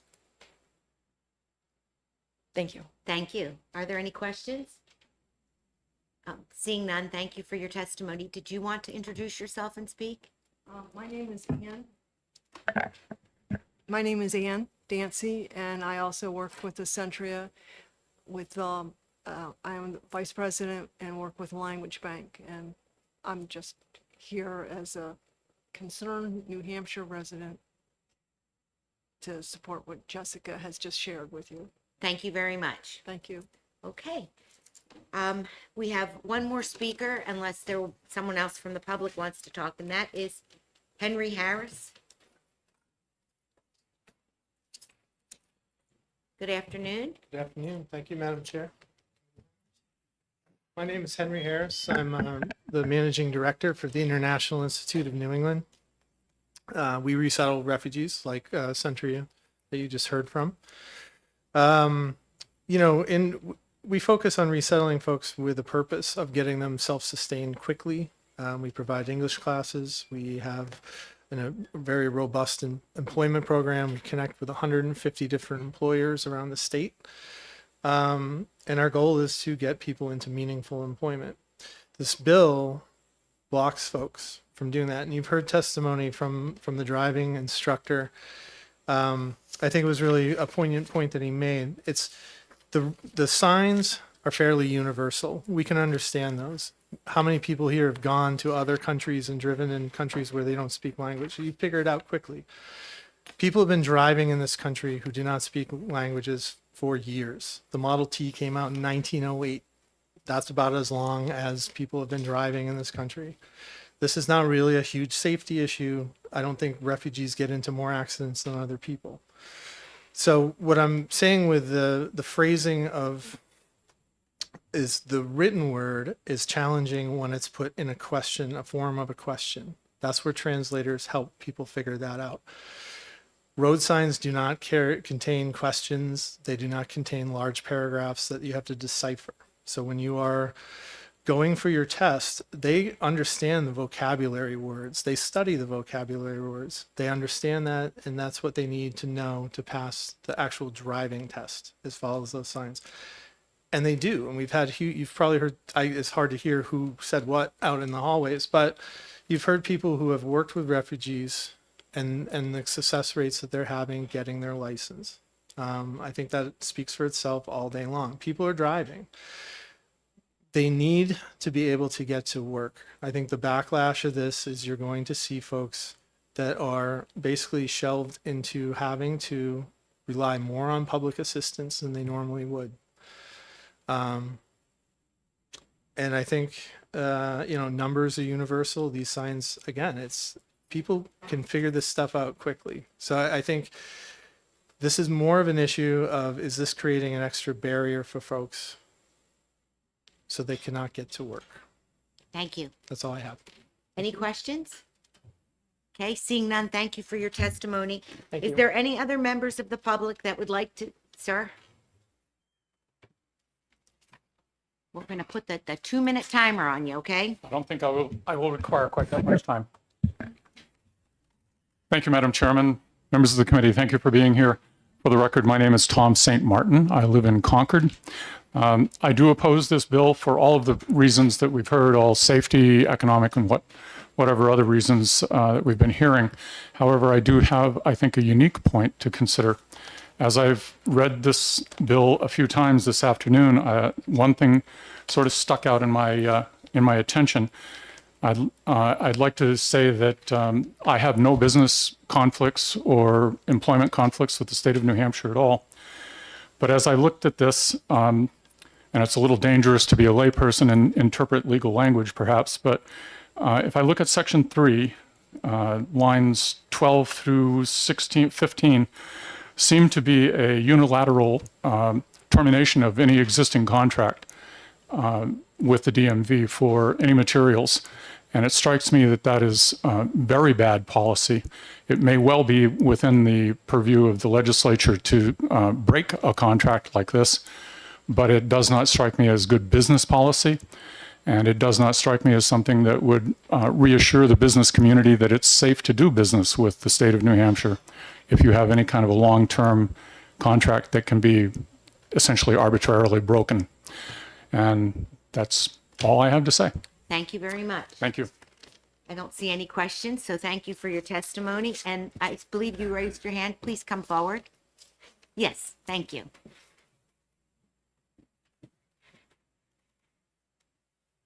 Welcome to Senate Transportation. Thank you, Senator. My name is Christine Kindeke. I'm originally from the Democratic Republic of Congo, and I worked for the DMV since 2022. And I've been a teacher all my life for more than 40 years. So I teach languages. So when I came here, my daughter was 2.5 years old. She's 37 now. Wow. So I've been in the community teaching people English as a second language. And I brought with me the manual of DMV since I started in 2004. It was just a community dedication to help people to get a driver's license. And I brought some lessons that I taught for the students. In 2014, I would write everything I teach them. After the class, they would write it in the notebooks. For example, I'm just gonna read. On the first line, I put the key in the ignition. So they would say that, and then they would do it, and then they would repeat it 3 times until we get to the end of the 6 weeks, or 7 weeks, or 8 weeks, and then I could put them on the road to drive. All those lessons, they would drive them in the parking lot. When they're confident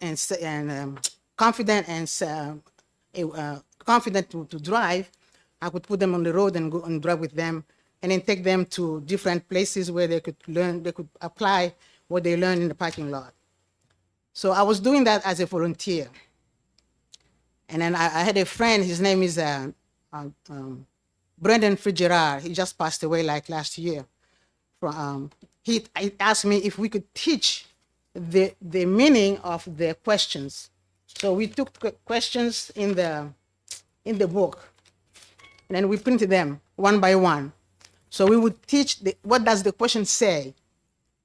If the question say, for example, the vehicle except heavy trucks do not need a title if they are more than blank years old. So we would teach what the question says. And when they understand the question, then they would give the answer. And then I've been doing that. So I took the class, the course for a driving instructor, finally in 2022. Exactly the things I was teaching the students. But I based that on my methodology that I learned in the Congo when teaching the Peace Corps volunteers from the United States. And I don't want to interrupt you. I feel so bad, but the timer went off. Could you kind of surmise Okay. for me? So Thank you. I oppose And we'll this. take any written testimony and read it. I oppose this bill because it is not true that the people who have accidents or who cause trouble or are immigrants, because they go to a rigorous teaching, learning, and then the motivation is extraordinary. I mean, it's phenomenal. I'll tell you the truth. The motivation to get a driver's license, to pass the test, to learn. They spend nights practicing to learn. And I'm a witness. I'm a witness to tell you that the bill will cause harm to many, many people, especially mothers who have to go to work, mothers who have to find a daycare or a place to leave their children, and people who have to buy cars. All that system is around the driver's license. And I'm myself, I learned to drive in 2 weeks with Mr. Prue, Richard Prue. And Thank you. the reason is that the bill will not help. It will harm people. Thank you. Yeah. Thank you very much. You're welcome. Are there any other members of, yes, ma'am?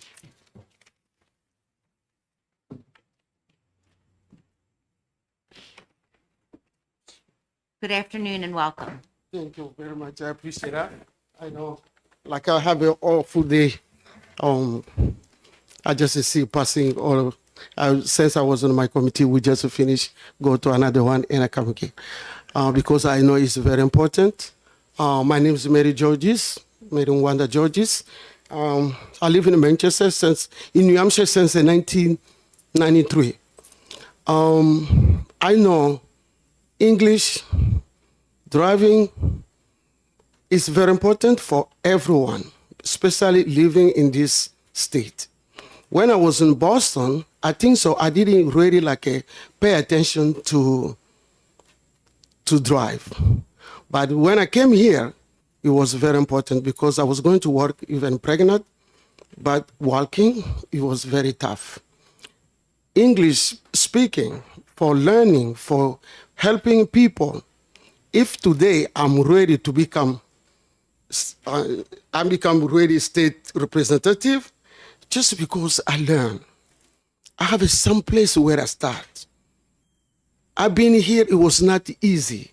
I work very hard, but because for English, I was look sometimes myself like nothing, but it was a place I need to start it. It was a place I supposed to make a decision, let me go to college. Let me do this because for English. But I came here as an educator. I was a nurse, 4 years nurse. I was working with the sport medical in a capital of Democratic Republic of Congo in Kinshasa. But when I came here, I was working inside the dry cleaning. But I get all of them because what for English that making me decide to go back to learn. I think so. I know when the bill passed that day, even from house, I was not very happy. But I was just waiting to come here because I was trying to write. I wrote about the things, but I didn't know when it's going to pass here. But I thank God because God wanted me just to speak, to come here to speak. I was passing and I started to speak. I hear this. I'm just asking. It's very important to give people a favor, not to harm people. Please. Thank you. Thank you. And thank you for your service. Thank you. Okay, one last call for House Bill 461. Is there anyone? Okay, we're going to close the hearing on House Bill 461. And as a courtesy to my committee members, does anybody need a recess before we move on? Just quickly. Okay. Some water. I'll be right back. All right, we're going to take, well, did you want me to wait or just? No, I'm giving you the list. All right. But go ahead, put some recess. I'm gonna run. All right. I'll come back. All right. We're gonna take a 5-minute recess. Sorry, I like my gavel. I love you. Okay, so, all right. Oh, big.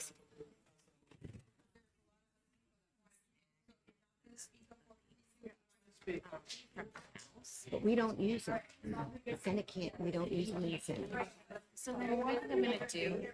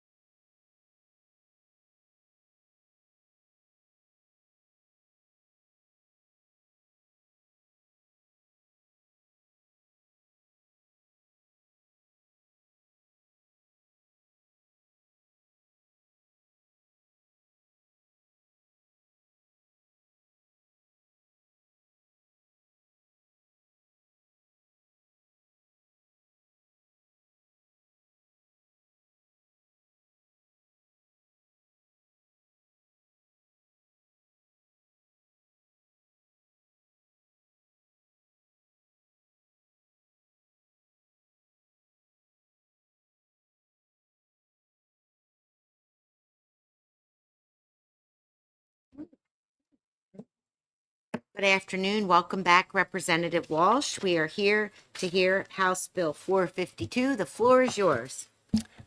Thank you, Madam Chair and Senators. How are you?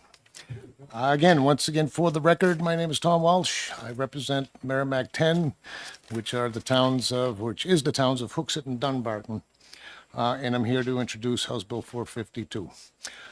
This bill, or similar, very similar, passed the House last year and was sent to Senate Judiciary.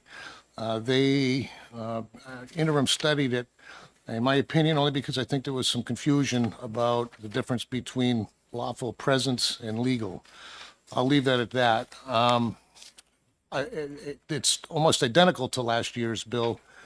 The only thing different is that when it deals with the driver's licenses and who's eligible, this only deals with asylum claims. It does not deal with refugees or humanitarian parolees. The previous version did. And the reason I took those out is because it's a whole different process, and most of those people, they apply for either the parole or for refugee status in the country of origin. But just for brevity, I'll go through the bill real quick. I'll skip over part one for now because, in my opinion, that is more related to the back of the bill. Part two of the bill is just a cleanup, actually, of current statute. You can see the crossouts in the ads. It doesn't change a whole lot. It just kind of reorganizes it. And the only difference, major difference, is on line 15, where it says the director shall require any of the following, as opposed to may. I'm not sure why it always said may, because when you put requirements in statute, to may consider them, you might as well not have them there at all. So that is section 2. So that's just a cleanup. That's just a reorganization. The other thing that this bill does is it deals with driver's license issued to non-resident aliens who have sought asylum.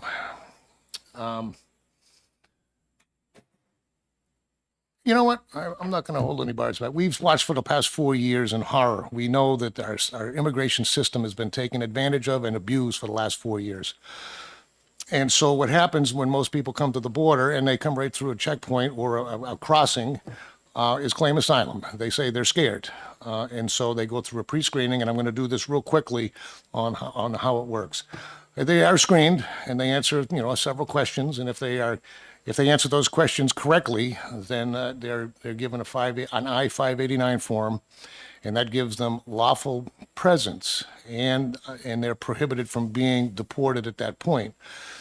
That is so they can await their court date in the immigration courts to actually prove that their asylum claim is legitimate or not. For years, as far as back as I know, that if they hadn't gotten their immigration court date within a year, then the federal government would issue a work permit, a temporary work authorization, which comes with a social security number.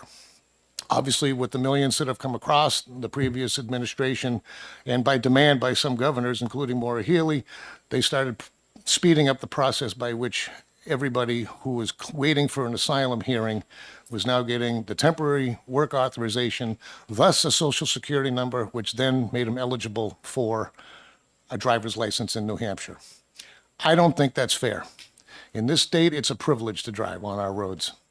And to me, and apparently to the majority of the House, if you have not yet proven that you are here legally, why are we giving you the privilege to drive just based on the fact that you are here with lawful presence awaiting that court date? It's the cart before the horse. It doesn't make any sense. And I don't think it's fair to the law-abiding citizens of this state. Just so you know, I'll throw a couple of other stats out there. Again, I'll be brief. I know you've got a lot of people that are probably going to speak at this one as well. 28? Well, I figured if you didn't like the last bill, you're not going to like this one at all. But nonetheless, that's what it does. I don't think it's fair they're getting a license before they're proven they're here legally. And this closes the loophole, which says that we do not recognize the temporary work authorization anymore. When you get when you've gone through the date, if the courts have deemed that your asylum claim is legitimate, you can then apply for permanent residency, and now you're You have your social security number and comply with New Hampshire law. So, you know, last year in my research, and I have not looked at my notes in a bit, and I've been burning the candle on both ends with work, but I remember last year's research, it was estimated that 70% of the applications or asylum claims were not even from legitimate countries, based on the third safe country doctrines that we've been involved in for the last 50 years. And a recent statistic, just to give you an indication that I'm not just trying to be mean, our new border czar, if you will, Tom Homan, came out publicly about a month ago and estimated that 90% of these asylum claims are illegitimate. So the way we're doing it right now, and I'm sure there's a bunch of people shaking their heads behind me, the way we're doing it right now is we're not waiting for proof. We're just handing out our driver's licenses based on a federal government temporary work authorization. This closes that loophole. So that's what it does, So I actually have a lot of questions. I'm sure. So,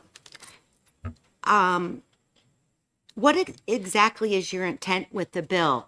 And how does current law not already address concerns with non-citizens voting in New Hampshire? Because I feel like last time, what was different about the bill is we didn't have 1569 passed.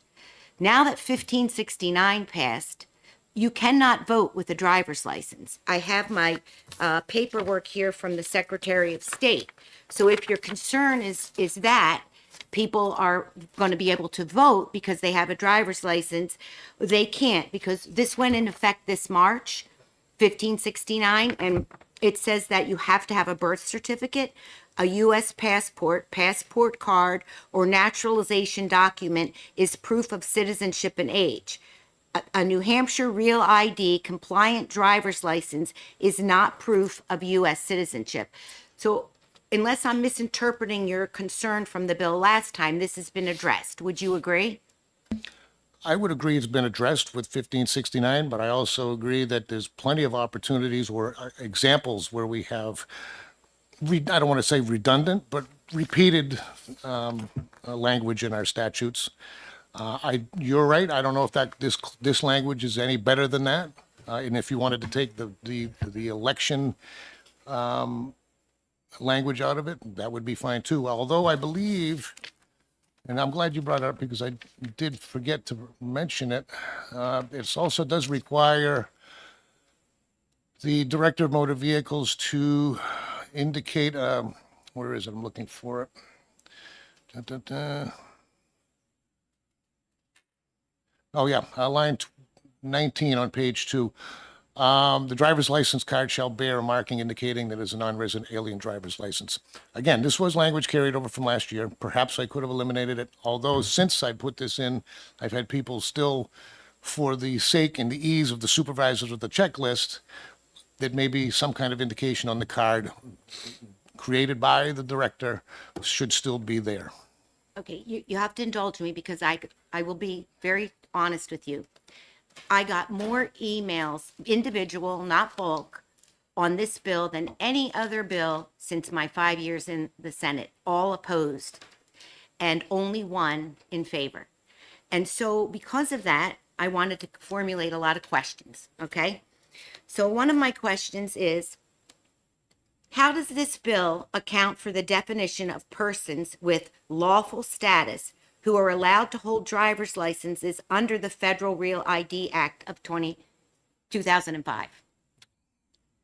Again, I disagree with the Real ID Act too. I believe, because it says that people here in this particular case could get a Real ID. I thought the whole idea of a Real ID was for security, so I disagree with the Real ID Act also allowing it. But the Real ID is still just a New Hampshire driver's license. So if they can't get a New Hampshire driver's license, they can't get a New Hampshire one that happens to be Real ID compliant either. Okay.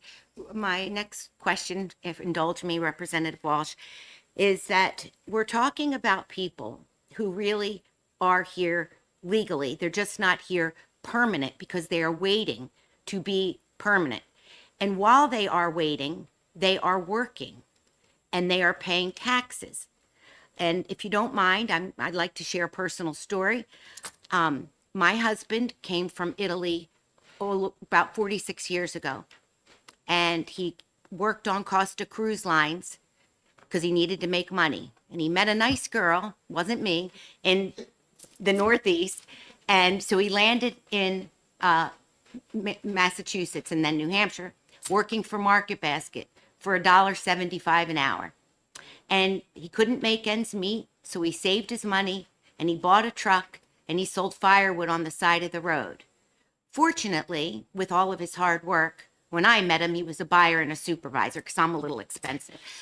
But all that being said, he didn't have permanent residence. He couldn't vote. He didn't vote until many years later when he can get dual citizenship. But not only did he need to drive to get to work, but when you live in New Hampshire and you work in Massachusetts, you're paying taxes in both states. So what would that have done if he couldn't have his license? It's a great story, but the situation from how long ago was that? 40s, you said? 45 so years ago. Okay. Well, this time we're looking at the second largest migration in the United States history. The last time it was something this large, not quite as large, was in the late 1800s. It's a whole different world. And we've had 20 million people come across the border, most of them coming up to the border saying that they're afraid to go home from countries all over the planet. Last I knew, 171 of them. And they have not proven they're here legally yet. The federal government under Joe Biden and Kamala Harris gave them a I-589 after answering a few questions in a pre-screening, and then gave them lawful presence to be here, pending that court case. It's the court date is when they actually prove that they're here legally. If they're not proven legal, if they are proven that that asylum is not legitimate, they are ordered to be deported that day. Granted, there are throngs of volunteer attorneys that will now appeal, so the process could be taken forever as well. Now, you know, I don't even like doing this. We shouldn't be put in this position. You know, it is not fair to anybody to see what's been going on for the last 4 years. I'll leave it at that. I lost my train of thought. That's okay. I'll only ask one more question because I know we have a lot of people, but this bill would prohibit the Department of Motor Vehicles from renewing a license for a non-U.S. citizen unless they're a permanent resident. This means that those here as temporary residents, such as those which your bill does not address, such as those on H-1B or J-1 visas for such things as medical residency, they are medical doctors, they won't be able to have a driver's license. So why can't those legally working here as temporary residents have a license so they can drive to work?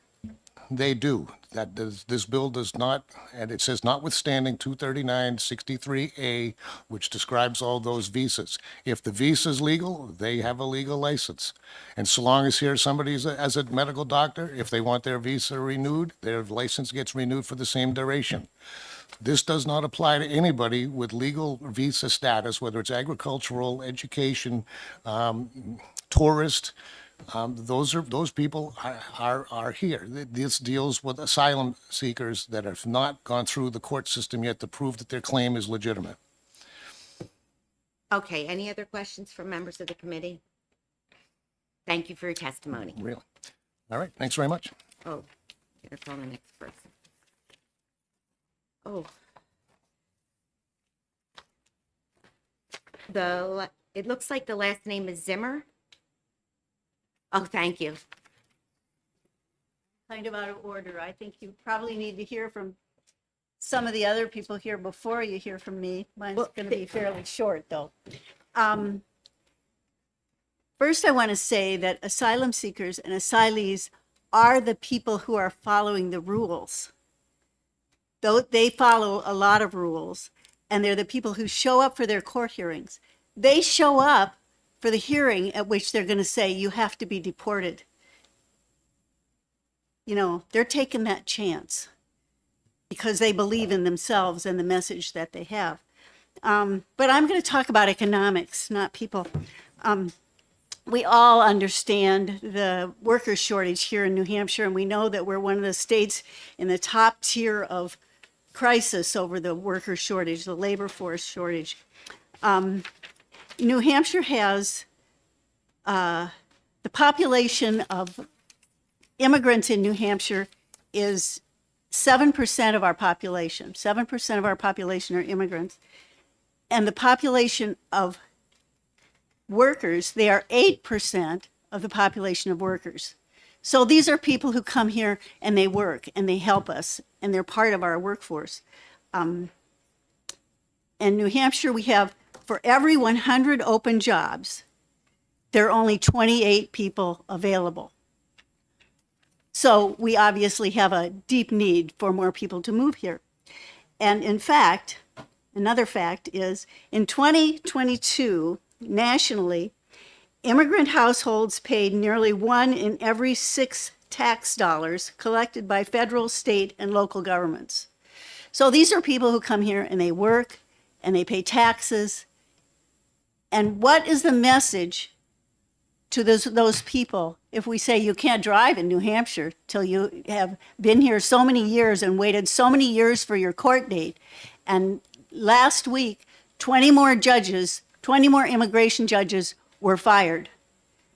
So you wait years and years for this hearing, and then you wait years and years for this hearing, and you wait years and years for this hearing, but we sure don't want to have to give them money for food, and they don't want money for food. They want to work. They want to go to church. They want to contribute. They want their kids to go to school. Can you give a summary because that's it. Okay, thank you. Sorry. I'm sorry. I hate to do that, but I don't have an option. Some of the people have to go home. They get off the clock here, you know. I've been asked. Someone has to leave, so I'm going to call Lisa Bowden.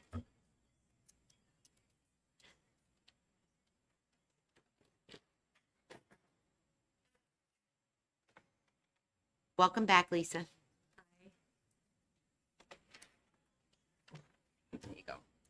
Good afternoon. Thank you for your patience. I didn't think this hearing was starting for quite a bit longer. Again, for the record, my name is Lisa Bodwin. I'm serving as the Executive Director of the New Hampshire Council of Churches.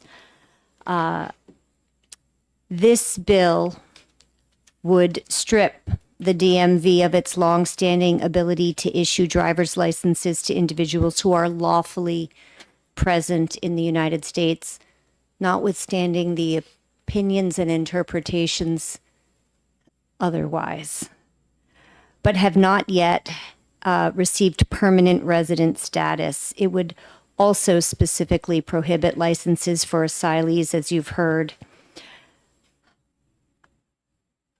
HB 452 is an anti-immigrant bill that does not reflect the values of hospitality, fairness, and community safety. Instead, it seeks to punish people who are living, working, studying, and paying taxes all legally in New Hampshire by denying them the ability to drive. This is a necessity in New Hampshire. This bill would force people into isolation and hardship and increase risks for all Granite Staters by putting more unlicensed, uninsured drivers on our roads, because people will get themselves to work because they do have to buy food and pay rent. That is the unfortunate reality of what will happen. Most troublingly, HB 452 targets asylum seekers who are already recognized by U.S. law as being in need of protection. Under this bill, these individuals, even when they have federal work authorization, would be barred from obtaining a license until they become permanent residents, a process that often takes years, as you all know. For many, this will mean not being able to drive to work, attend school, or bring their children even to the doctor. In addition to being an unjust bill, it proposes a two-tiered licensing system requiring a special marking on licenses for non-resident aliens. This kind of branding is unnecessary and dangerous. It promotes profiling, discrimination, and abuse, all while solving no known problem regarding driver's license and asylum seekers. People with temporary legal status already undergo extensive vetting, and once licensed are subject to all the same laws as every other New Hampshire driver.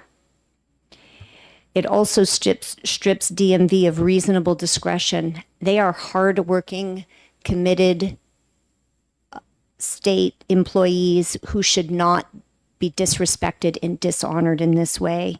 For decades, DMV has had the ability to issue licenses to people temporarily residing in our state for work, study, or family reasons, ensuring public safety while treating people with dignity. This bill replaces that balanced approach with rigid, dehumanizing exclusion. And finally, on behalf of the New Hampshire Council of Churches, we are disturbed by the bill's continuous use of the word alien, a term that is widely understood to be outdated and dehumanizing. Language matters. Laws that reduce people to labels do violence not only to individuals, but to our collective moral fabric. As a community of people of faith, we are called to welcome the stranger, to uphold the dignity of every human being, and to ensure that all who reside among us, regardless of immigration status, have the opportunity to live safely, contribute meaningfully, and move freely. HB 452 stands in direct contradiction to these principles. I urge the Senate Transportation Committee to reject this bill and let us build a New Hampshire that reflects our best traditions, a state where compassion and practicality and justice prevail over fear and exclusion. Thank you. Thank you very much. The chair will now call Stacy Brown, and again, I'm just going to do a reminder of 2 minutes.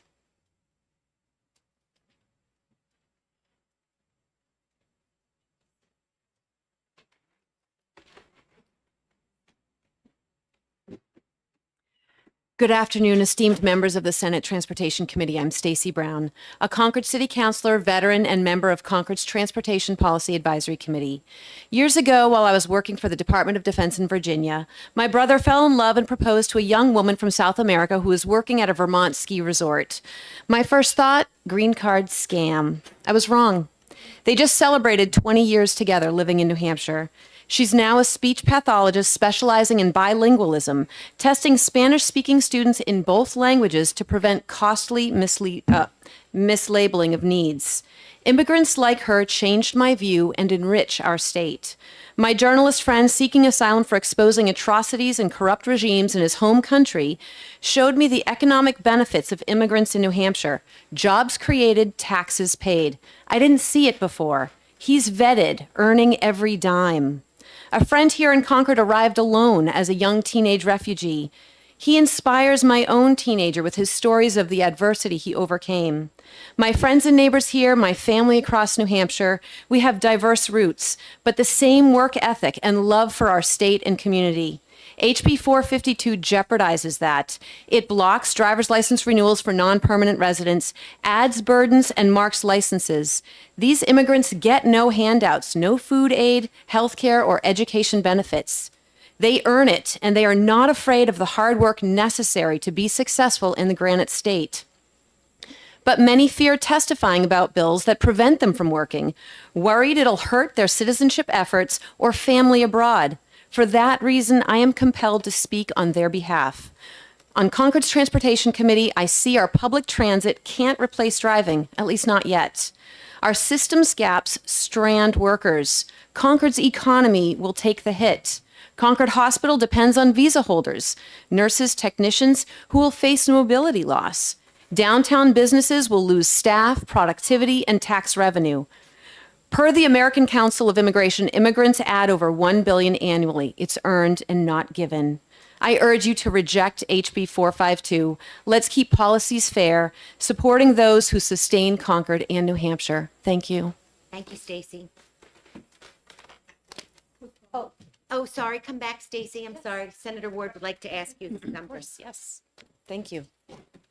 There are immigrants, there are legal immigrants, there are people with green cards who have visas to work in the United States and in New Hampshire. What about the people who came here illegally? What do you call them? Senator, I don't know anyone who has come here illegally. The people that I know who are working really hard, paying taxes, are here legally, and I think they chose New Hampshire because they like to prove that they can earn and work just as hard as the rest of us in the Granite State. Okay, I hear what you say, but how did you check whether they were here legally or illegally? When I'm saying illegally, people who came into this country not through the usual port of entry. They have no visa, they have no green card, they did not have a sponsor when they came here. They came here through some back way. I understand that the people who are working here have a work permit, have done the biometrics, they have had an interview.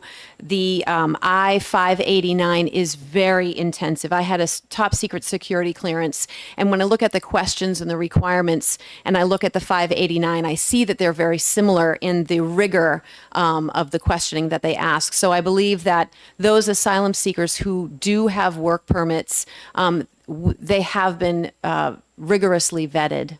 Okay, thank you. Thank you. So just to piggyback off Senator Ward, so if they're illegal, they don't have the work permit. That's Correct. the point which the bill is attempting to go against illegal immigrants, which I think we all would agree we want things done legally. That's not what the bill says. This bill is saying if you have a work permit, which means you are here legally, then you cannot have a driver's license. Correct. So I want that to be clear and make sure that I'm interpreting it correctly. It's penalizing our contributors. Thank you, Senator. Okay, Tim Doherty from Nashua? Tim, Doherty.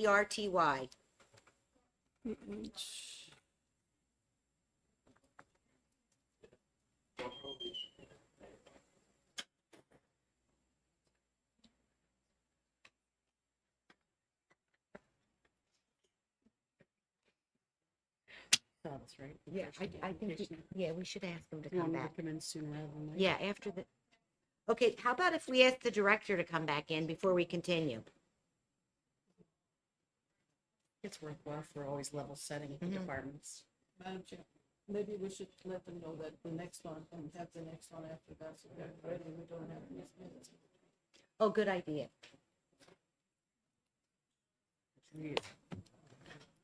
Tricia? Tricia? So we don't have to wait. Maybe you should have the next name after so they're ready.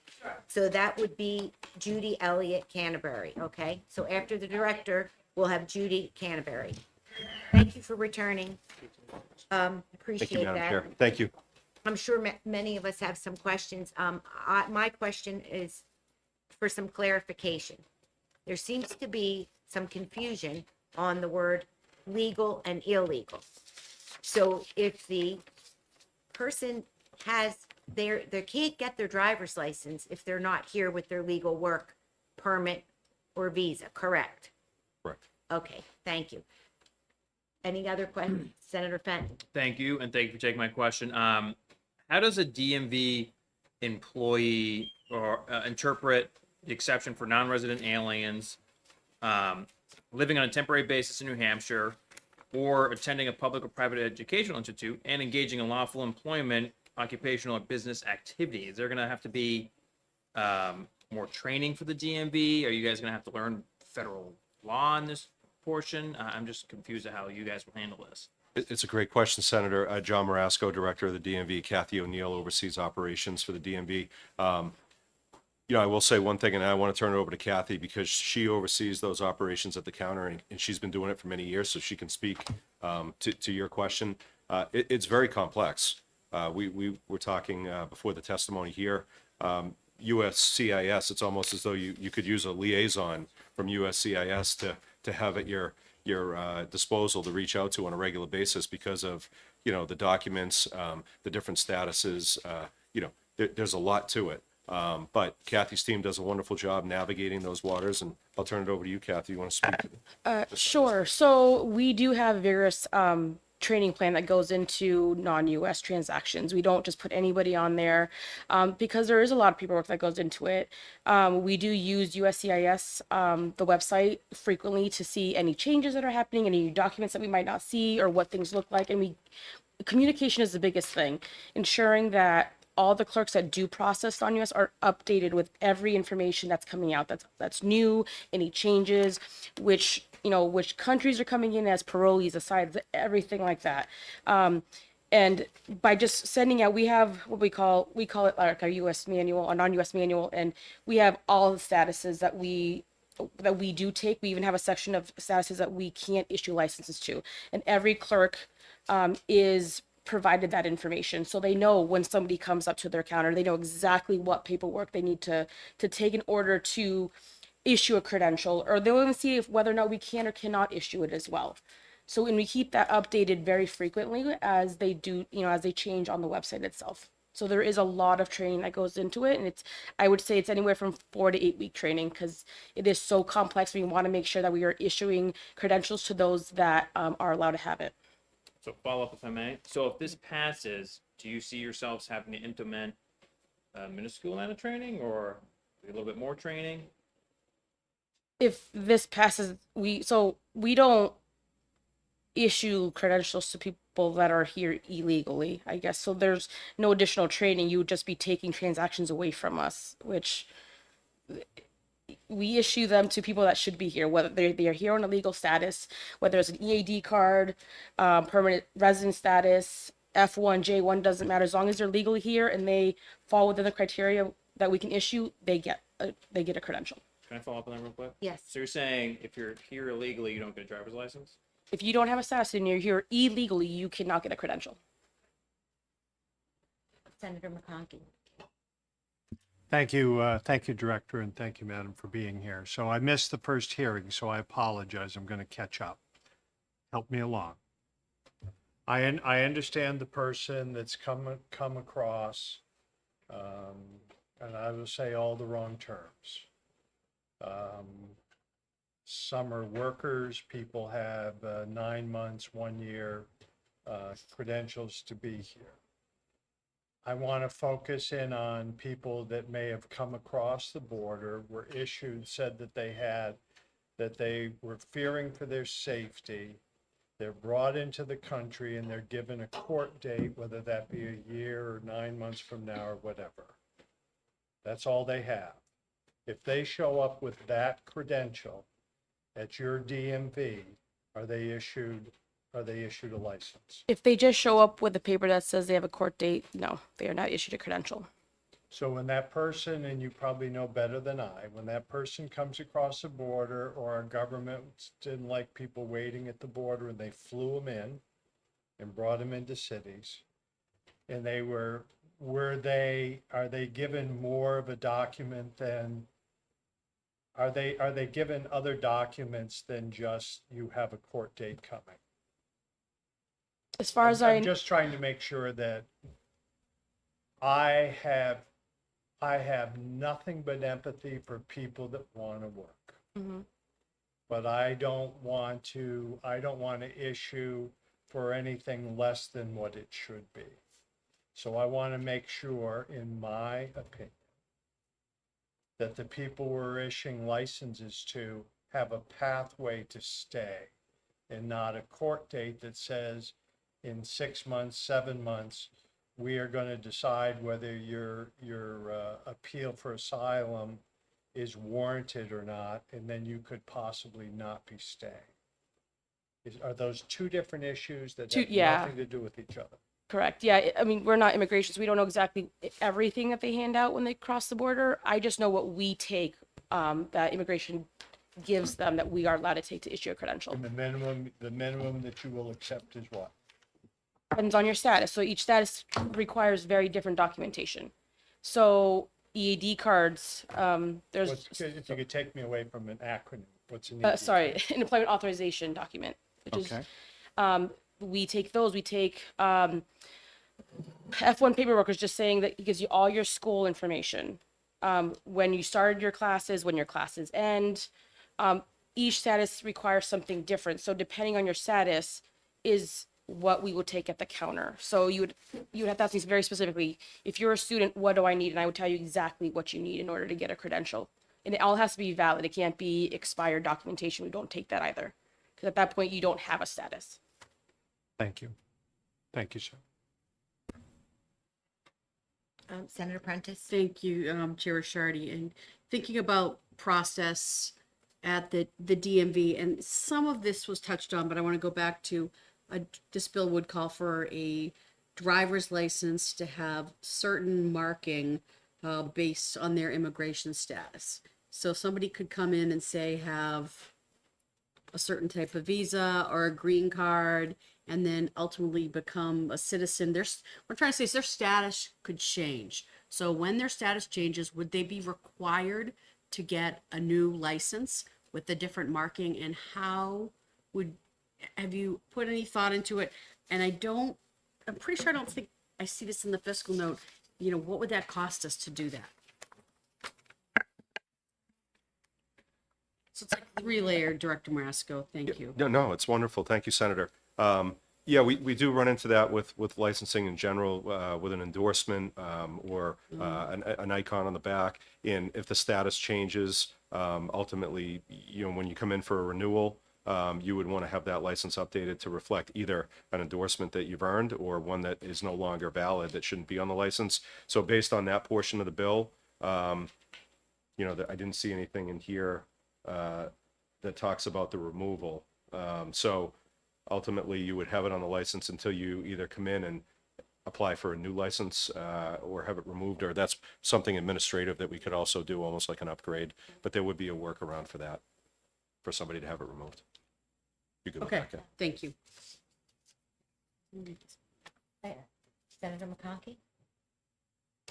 Thank you. You've piqued my interest. So someone comes in, a student comes in, student visa. And the student visa must have an expiration date on it, or you need to prove that you're here for X amount of time.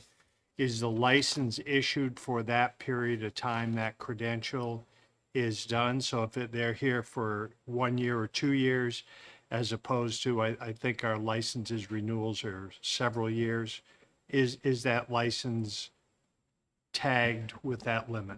Yes. So all the credentials for non-U.S. Customers are based off how long they are admitted to be here. So F1s typically will have either 1 full year or 2 years, depending on how many semesters they're planning on doing. Thank you. So so if I could, so their license, their expiration date will match what their credential is? Correct. Just like an employment authorization card, typically those are 2 years, so we will only issue a 2-year license. Thank you. Any other questions? Thank you both. We'll continue on with the public testimony. Thank you, Senator. Thank you. It looks like Catherine Burnett is up.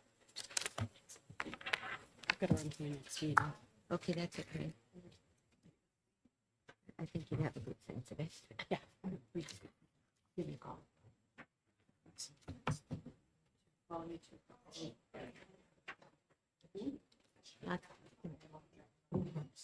Thank you again, and just a gentle reminder about keeping it short.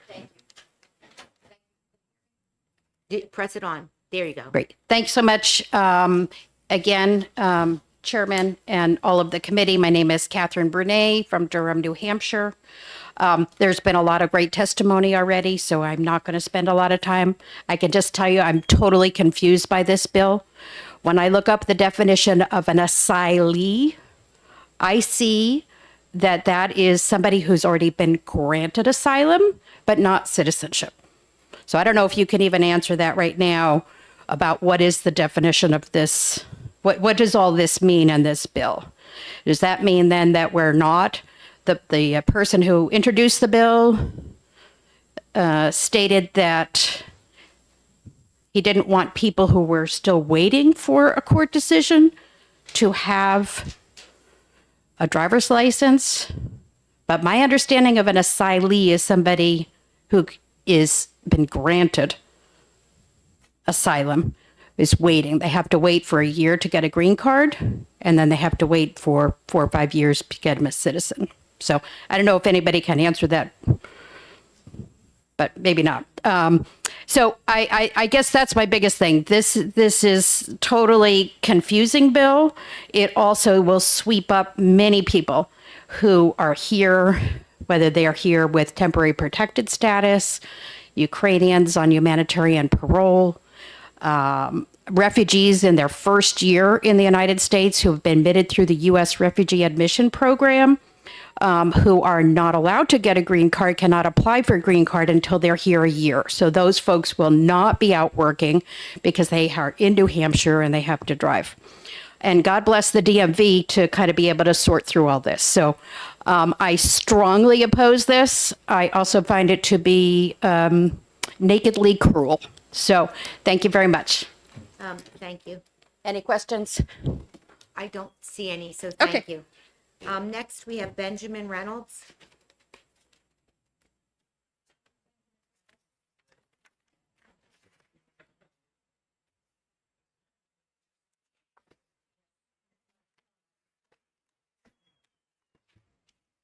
You have a lot of people. Good afternoon, Senators of the Transportation Committee. My name is Ben Reynolds. I live in just down the road in Pembroke, and I'm here today to respectfully urge you to oppose HB 452 as it is currently worded. By way of background, I'm a New Zealand citizen who migrated to the US in 2019 on an E2 treaty investor visa. I met my wife, an American citizen, in 2020, and we got married at the end of last year. While I await my green card and permanent residency, I remain in the US as a legal, non-permanent immigrant undergoing adjustment of status. Professionally, my company that I started has invested over $5 million in the US economy. We employ 18 people in high-paying software development roles. I contribute to my local economy, I pay my taxes, I love hiking in the White Mountains, and I do all of this without the right to vote. The wording of this proposed amendment is confusing and contradictory. New Hampshire currently allows for the issuance of driver's licenses to legal non-permanent residents like me. I have mine right here. Each year I must renew it by proving my immigration status to the DMV. This involves lots of visits and lots of paperwork. The proposed amendment explicitly prohibits renewal of a license to anyone who is not a US citizen or permanent resident, while a paragraph later allows the issuance of licenses to non-permanent immigrants like myself.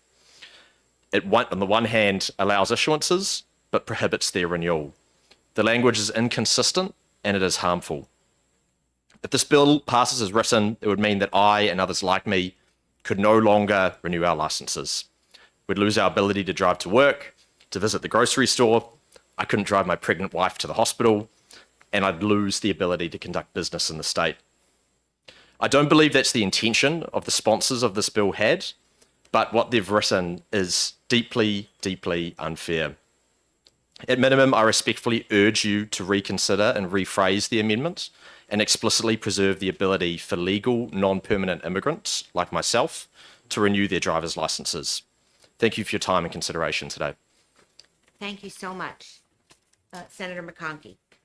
Thank you, Madam Chairman. Sir, would you mind leaving your written testimony for the record? Sure thing. Thank you, sir. Representative Georges, I'm going to call you since you're a representative and have to get back. Thank you very much. I appreciate it. I'm really tired. Gentle reminder on the 2 minutes. Yeah, no problem.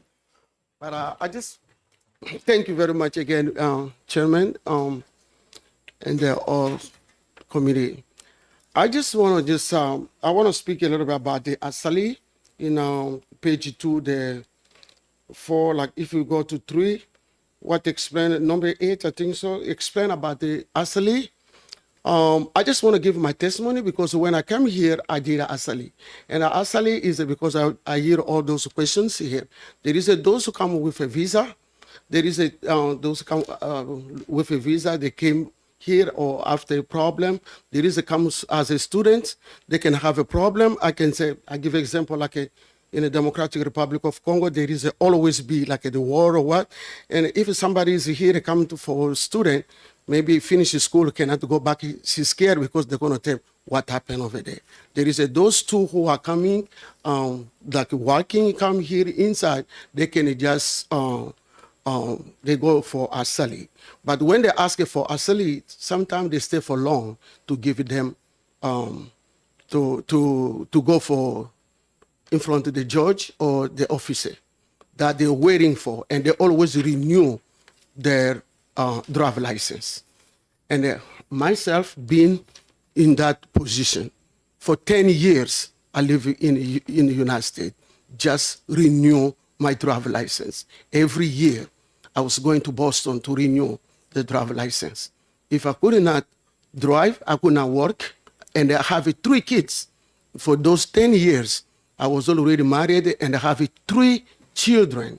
I'm going to bring them to the babysitter and I go to work. From there, I can take my husband, bring my husband to work in Bedford. I think so. Without a driver license in New Hampshire is a big issue. But renew, they always renew. When they see you're not, your driver license is, when you're not renew, they're not going to give you the another driver license. But I think so, to revoke or to tell those people for asali, because we have already people who are here for a long time, 10 years too. They are waiting for just to go in front the judge, or they are waiting for to grant it to them for green card. I can say I have my niece on a June, sorry. February. I'm sorry, because I'm going to just say. I know, but. But I just ask you, please think about this for those people, for asali who are already, people who are here, they already give them the driver license, then to say to not get a driver license, they're not going to work, they're not going to do anything. Thank Be you. in my place. Thank you very much. I'm I sorry, appreciate it's that. just we have to I move know. along. Thank you. Okay, Christine Kindek? Am I saying it wrong? Kindeki? Yes. Again, reminder to keep till the timer goes off, and I sure could use a coffee. I wish there was one around here. My name is Christine Kindeke. I work for the DMV as a greeter, like a customer service, and also in the community as the English teacher. And, my background is teaching languages. I speak 6 languages. So this bill should not go anywhere, please, because it is a segregation bill. It is a discrimination bill. It is a cruel bill. It is a really evil bill, I can tell you the truth, because the intention of this bill is to crucify all those people who have stepped foot in the United States legally. Legally. There's nobody illegal in this bill. So if they have to crucify somebody in this bill, they're going to choose those terms. So I beg you to kill this bill once and for all. Thank you. Thank you for your testimony. And for staying on time, you get points for that. Okay, Steve, the driving instructor.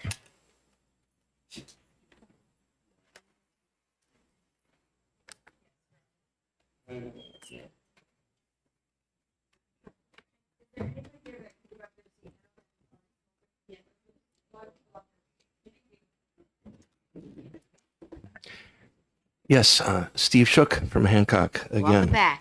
Thank you. Besides teaching driving, I also do a lot of volunteer driving, sometimes for elderly who can no longer drive. I also do driving for people who are waiting to get their driver's licenses. And I want to tell you of a family that fled in the night from Mexico. They were successful ranchers, and the cartels were coming for them. If they had not left at midnight, they couldn't tell their brothers, sisters, parent, nobody, and they fled. And that is one of the reasons for asylum. And when you are in danger of your life from a cartel, and they were allowed to come here, they now live here in New Hampshire. And the first year, This is a guy who had driven cattle trucks all over Mexico, all the way up to Wyoming. And now I'm driving for him in my little hybrid. And I'm looking across thinking, this is a guy who drove huge trucks, but he's not allowed to drive to work. He can't take his kids to school. He can't take his wife to work. They can't do anything. They're crippled until they get a driver's license. And if this bill were passed, he would have to be, he and his wife would both have to be waiting maybe 5 years until the asylum case is resolved. And even then, the way it's written, an asylee is somebody who's been granted asylum. The way this bill is written, even until they have a green card, they still could not drive anywhere legally. This is it's crazy. How are you going to support yourself? How can you support your kids? One of their kids is actually a U.S. citizen, but they're paying taxes. His wife works with elderly at a care facility. He had to get recertified. For his dream would still be to be a rancher, but he was willing to do any kind of work to try to support his family. But you can't support your family if you can't drive a vehicle in this state. So I'm really opposed to this bill. I think it's badly written, but I also think the idea that somebody couldn't drive for 5 or 6 years, it's impossible. So. Thank you, Steve. Okay, David Blair.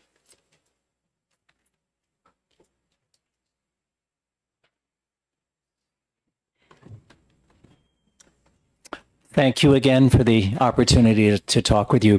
I'd like to take up the story of this family from Mexico that Steve mentioned. The father commutes 60 miles a day to work at a factory where he inspects fire hoses. He has been doing this job for almost 2 years. During his time there, the factory has practically doubled production. His boss says it's because of our friend's work. He's such a hard worker and very capable of training and organizing others, so they've exceeded their quotas. More important maybe is that if a fire truck pulls up to your house is on fire, and the firemen hook their hoses up to the hydrant, and they're able to put out the fire and save your house and maybe save your lives, it may be because of his work inspecting those fire hoses. If the fire hose is defective and bursts, the fire company cannot do its work. They may not be able to save you. So he's not only contributing taxes to the economy, he's actually doing work that saves people's lives. His wife works in a memory care unit. She doesn't speak a whole lot of English. She's a cleaner, but she has a sunny personality, and the people in that unit, the people with dementia, love her. They follow her around. They call her by name. She's offering a great service to our elderly. So this bill would hamstring them when it came time for them to renew their licenses. They would not be allowed to unless they've completed their asylum process and then gotten a green card, and that could be 3 or 4 years from now. It's unfair, it's cruel, and it's, I think, counterproductive. And I'd like to add one correction to Representative Walsh's testimony. He stated that when people cross the border, they get an I-589. That is not true. It's incorrect. The I-589 is the asylum application that our friends filed within a year of their arrival. They entered the country legally. They got forms. They filed the 589 a year later. And a year and a half later, they got their employment authorizations. So just to be clear, the 589 is not given to people when they cross the border. Thank you very much. Thank you, David. We will now call Margaret Hawthorne. Okay.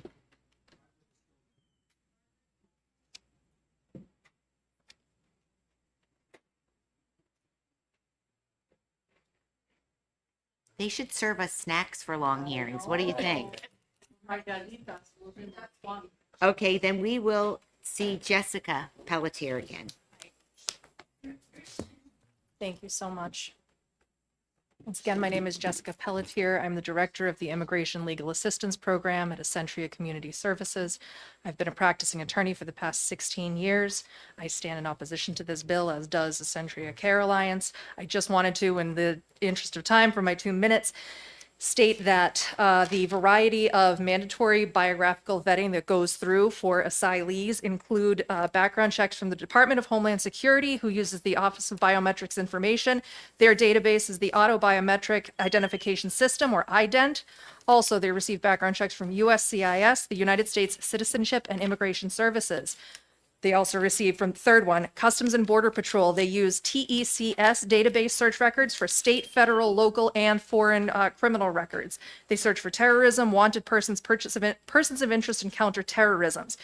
4, ICE, Immigration and Customs Enforcement. Their database is EARM, Enforce Alien Removal Module. They search for aliens in removal, aliens in detention, and excluded aliens. The FBI, Central Records System. The records from headquarters, field offices, and investigation files. 6, the Department of State database, Consular Consolidated Database, does searches for identity, travel history, method of entry, and background checks. Also, the FBI uses an automated fingerprint ID system using worldwide searches for signature, photograph evidence, and index fingerprints.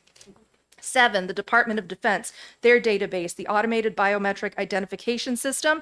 It's a biometric-enabled watch list. 8, the National Ground Intelligence Center searches for intelligence watch list individuals. And 9, the National Counterterrorism Center super database involves 30 intelligence agencies in the military, also law enforcement and homeland security networks. These are the background checks that asylees and refugees go through when they are trying to enter into the United States. The bill is poorly worded. It is also unjust. I believe that it should not pass. If you have any other questions, I'd be happy to take them. This is also in conflict with federal laws. Whether or not you enjoy or like the Real ID Act is irrelevant. It was passed in 2005 under the George W. Bush administration, and details what lawful status is, including both citizens, naturalized citizens of the U.S., people who have approved asylee or refugee statuses, valid non-immigrant statuses. This can include a T visa or a U visa if you're the victim of human trafficking or certain crimes. If you have a pending asylum application, if you're a person from a country that is on the temporary protected status list from Homeland Security, if you have deferred action status, if you're a special immigrant juvenile visa holders, and also if you have a pending adjustment of status application or a pending conditional lawful permanent resident status. These are all lawful statuses according to the federal government, and federal law is supreme over state law, even when federal law and state law are the same on the both issues. I have a question. Thank you. Go for it. You talked fast. That was good. So just to be clear, I do think the intention of the sponsors was illegal persons in this state. But that's not the way the bill is written, and that's not what it says. It's addressing the people who really are here legal. And I just want to keep making that clear for the public, because if you were here illegally, you're not going to be following the rules and go get your card and or probably even go get a job. Correct. All the statements of the, I apologize, all the statements of the director of the RMV were accurate with regard to who can and who cannot receive a driver's license. Illegal people can't receive driver's licenses. So if they really wanted to do that, it would have to be a completely different bill. Yes, absolutely. Okay. Yes. And then, and correct me if I'm wrong, in the way the bill is written too, did they use the wrong title of the agency? Yeah. Okay. Yes. Thank you.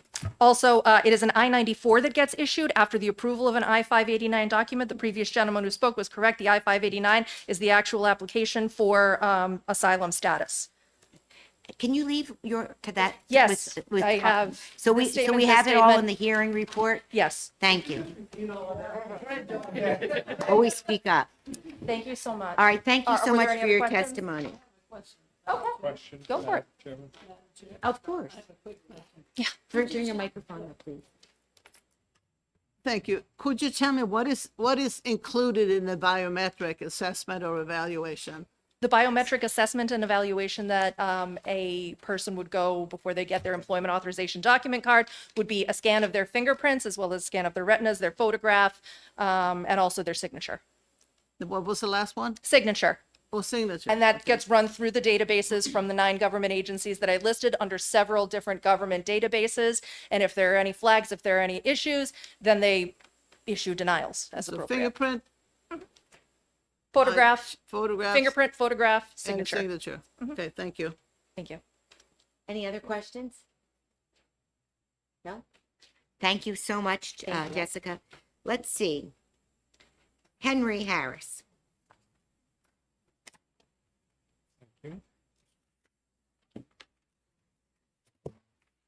Hi. Hi, welcome back. Thank you. Wow. Well, my name is Henry Harris. I'm the managing director for the International Institute of New England. We resettle refugees. That's a tough act to follow. I think quite a few things were cleared up in that. But I do want to just say that from a standpoint of assisting clients who are here legally, this is a very impactful bill. So I'm in opposition of it for obvious reasons. And I think we have to ask, what is the purpose of this bill? It's not for safety. There's no evidence that says refugees are more dangerous drivers than not. It's not about voter fraud. We've proven that today. I think we've heard several times about that. So I ask, why are we placing barriers for families and individuals who are here, who can legally work, and we're putting barriers in front of them that it will impact their ability to succeed and thrive. And you heard a gentleman who was in here earlier who referenced how this would really impact his ability, and he gets recertified every year. He's following the rules. The system does work. It's been working for a long time with no issue. So I think the wording needs to be reworded to protect those, as stated just a minute ago, so that people can renew their license if they're here legally. So I just want to give an example. We have students in our LNA program who are meeting the state's health care shortage. When they go to their lab clinicals, they take a public bus to get there. If they don't have their driver's license, they have to go 2 hours early because that's the bus system. It's a waste of their time. We have other people working in manufacturing around the state, and they have to rely on a driver's license to get there. There is no public transportation that takes you to some of these jobs. None. Our current public transportation is not adequate to get people to and from jobs. So the barriers that is being imposed by this bill is very dangerous to the ability for people to thrive here, to feed their families, and protect themselves. That's all I have. Thank you. Thank you so much. I don't see any questions, so thank you. Okay. Next, we'll hear from Steve Silverstein. Hi. Hi, everybody. I'm Steve Silverstein. I'm from Keene, and I've been a manufacturer for over 25 years, who's employed hundreds of different people. And, you know, I really just to focus on one issue, which is we need more employees. And we've employed more than a handful of folks with work authorization who are not permanent residents. They've been ideal employees. And where we're located in Keene, but we're across a huge highway. There's no way there's no public transportation. There's no way that we could get these employees to work for us if they can't drive. So, you know, right now I'm part of a manufacturing consortium of a number of manufacturers like myself. There's hundreds of jobs between us. We did an informal survey of how many jobs are unfilled. And this is just in the Keene area. There are hundreds of jobs that we're not able to fill. So this bill would limit not only the lives of these people that we've heard from speak so eloquently, but also limit employers from, functioning in our business. And it comes to a point where you kind of shrug your shoulders and say, is it really worth being in New Hampshire when conditions are anti-employer? And that's not just for us that are already here, but also for those companies that are deciding whether or not they should come to New Hampshire. So, why would we impose these artificial barriers that, many folks have said really aren't necessary? We're not doing anything good here. So why would we do that and hurt our business community? That's all I want to say. Thank you very much. Yes. Senator McConkey. Thank you. Thank you, Madam Chairman. Sure, thank you for taking the time, being a business owner, coming. Enlighten me a little about yourself and your group. I believe you said you're a manufacturer. Yeah, Just- we just give me a manufacture. flavor of what you do. Sure, we're called Tree Free Greetings. We sell in 60 countries and throughout the United States at Whole Foods and places like that. We employ a number of folks. We do. We manufacture in Keene. We print greeting cards primarily, but also some other social stationery and gift items. And then we do that for a number of other companies that are in our industry. And if I could just indulge me in one more, approximately how many employees do you have? Right now, just over 20. Thank you, sir. Thanks.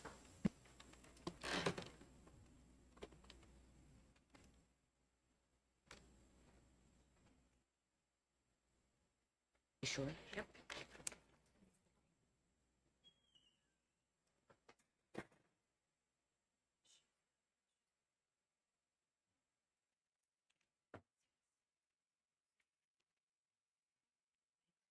Thanks for your help today. Oh, okay. Viola.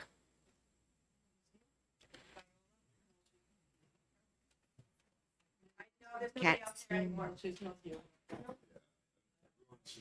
So, okay, so, all righty. Maggie. Maggie left the room. Okay.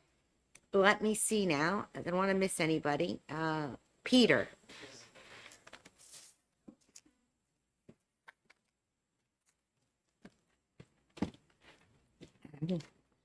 Good late afternoon. Okay, just to reintroduce myself because a couple senators weren't here. My name is Dr. Peter Ralston. I'm a retired school psychologist. I worked here in Concord. I have also, for the last 3 years, worked with a neighborhood support team helping Afghan refugees here in town.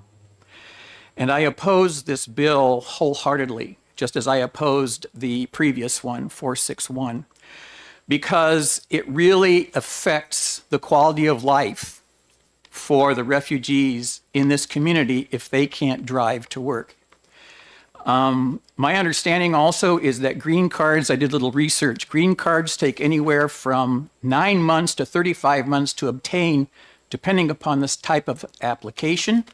And also, apparently, the current federal government is really kind of up in the air as to what they even want to do with green cards. So it's kind of it's a hit and miss at this point, as I see it.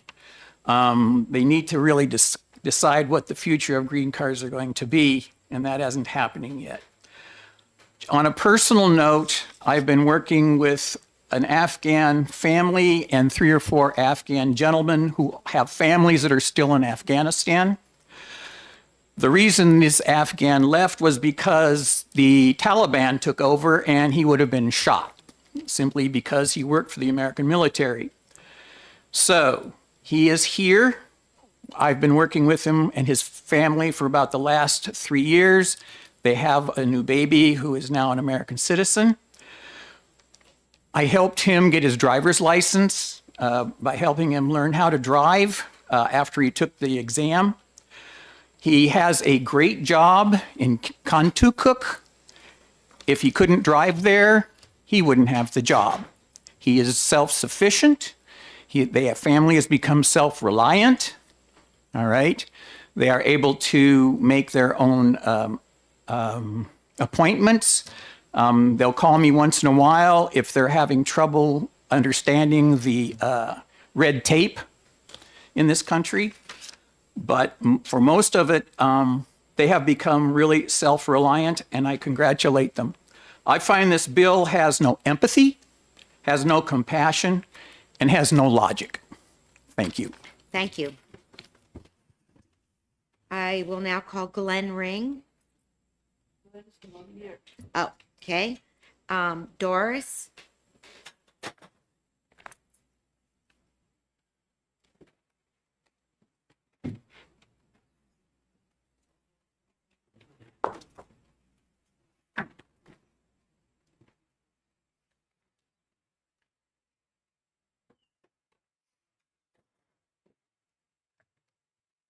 Hi, I'm Doris Hampton from Canterbury, and I thank you. It's been a long day, and I so appreciate your listening capacity. I was going to read this testimony, but I think I'll just ad-lib it. This morning I was thinking about my parents, both of whom were asylum seekers from Nazi Germany. They made it here. My dad immediately joined up with the U.S. Army. He was in the U.S. ski troops, and he felt such gratitude for this country, for being given the opportunity to fight with the U.S. forces. And my grandfather and my uncle were not permitted into the country. They were murdered at Auschwitz. So for me, it's very personal. The laws we pass, because they affect people's lives very deeply. The asylum seekers I've met are remarkable people. The ones I have met have escaped torture, rape, made it to our border, didn't cross without permission. They have permission. They are legally here. They had to pass a test and then were permitted into our country. They waited months and months before their application was approved to get a driver's license, not a driver's license, but to get their work permit and a social security number, and then they could apply for their driving license. They are filling, do I have 30 seconds left? Yeah, you can wrap it up. Okay. They are filling amazing roles in our economy, things that many Americans would have such a hard time doing. One woman is caring for severely behaviorally disordered children and brings enormous compassion to that work. Another is working with brain injured adults. Another is working in manufacturing. We need these people here. They need their driver's license. Otherwise, they're not going to be part of our economy. They won't be able to support their families. Please defeat this bill. It doesn't serve New Hampshire at all. Thank you, Doris. Thank you. Okay, let's see. Ken Barnes?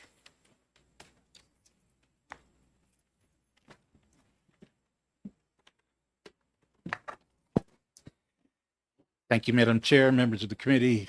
Appreciate your taking the time to listen to not only me, but everybody else. My goodness, I wish I had your capacity to take it all in. Well, you do understand we have to make sure we earn our $100 a year. Well, yeah, that's true. That's true. We'll raise your minimum wage. No, you don't want an income or sales tax. So anyway, continue. Oh, there you go. Okay. Just to put this in context, and really, it's hard to follow Doris because she said it so well. But you know, when I moved to New Hampshire 35 years ago, I was surprised to find out that a driver's license is not a luxury in this state. It is an absolute necessity. You can't. People talked about you can't get to work without a driver's license, which is really true, and it's a big deal. But, you know, people can't go to the grocery store without a driver's license. If in the middle of the weekend you need, you know, a quart of milk, you know, to make a birthday cake for your kid, you need a car in most locations to drive to the store. There's no public transportation, miles and miles. If you want to go to be a good parent and go to your kid's school and meet with the teachers or get involved with the PTA, again, you need a car. So it's not like a luxury. This is something that's very important to people's lives. And then who are the asylees? As Doris described, I mean, these are people who were suffering tremendous violence and bullying, threats. I went down to the border and I talked to many asylum seekers who were waiting patiently for the many, many months that it took to get in legally through a port of entry. They want to come in legally. They want to obey the laws. Sorry, if you could wrap it up, that would be appreciated. Okay. 'Cause And it's good if we don't repeat what others are already saying because we, you know.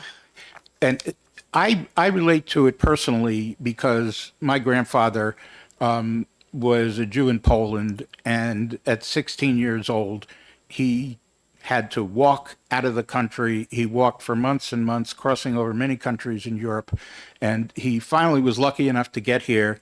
And I say lucky enough because if he didn't get here, then he would have been fried in the concentration camps. Every one of his relatives, every single one of them was murdered in the concentration camps in Eastern Europe. That's what asylum means in this country. That's what people are coming here for. They're not coming here, to get rich or to steal American jobs. And I hope you can find the compassion to ITL this bill and just not punish folks more, make life impossible for them when Thank they you, finally Ken. got to a free country. you. Thank you. So we have a few speakers left. If someone has already said it, I ask you to defer because we have to have a hard stop at 4:45. Okay. Eva? Eva Castillo from Manchester.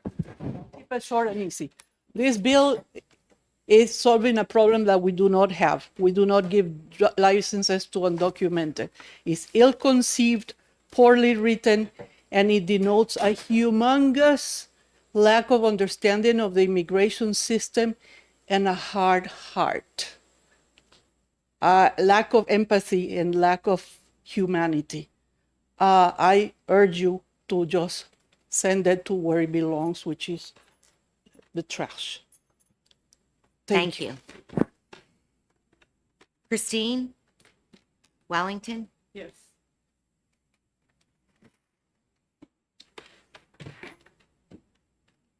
Thank you.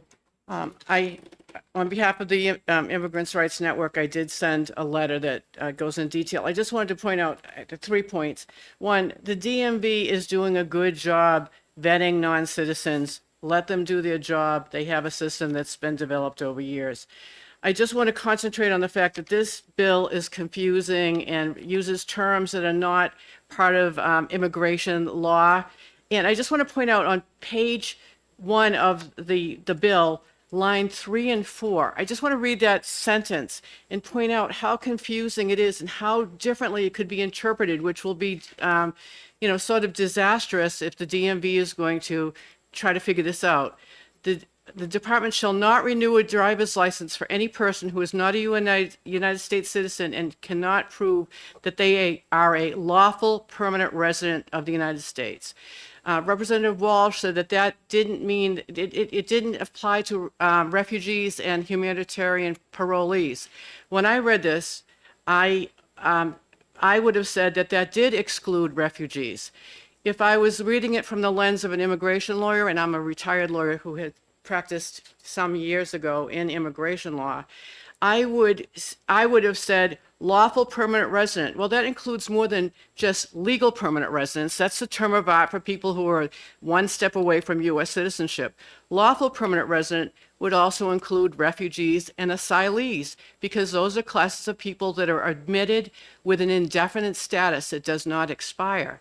So if you looked at it from a purely legal point of view, that's what you might interpret it. So my point is, it's confusing and we don't know what it means and what the intent of the sponsors was. I just want to point out the marking issue again. There's no legitimate governmental purpose to mark driver's licenses for non-resident aliens. We don't know what that term means either. It's not a term of art that's used in immigration law. The DMV does collect information on whether you're a U.S. citizen or not. It's just not published publicly, but it is available. And those are my 3 points. Okay, thank you. And your earlier testimony where you cited what the current administration has done, did you pass that in? No, but I can. I'd like you to do that if you could. Would it be okay if I email Yes. the committee, because I did not print it out? Yes, Okay, I would so like you to do that, please. I will do that Thank when you. I get home tonight. Okay. I Thank think you. we have one more person, Bruce Burke. Maybe. Well, I'll ask if there's anyone else after, but that's all that's on the list. So, good afternoon. I never knew when I came here today, 4 hours later, I'd still be sitting here. But so let me just say this to try to be a little different. I'm a true independent voter. I vote for Republicans and Democrats in this state. And I'm hoping that we can go across party lines and decide what's best. I've listened to 4 hours of testimony, and it feels like these are not great bills. The story I was going to tell, but I'm going to stop because you've heard so many, is that 2 years ago, I helped an Afghan former military officer who protected American troops get a driver's license.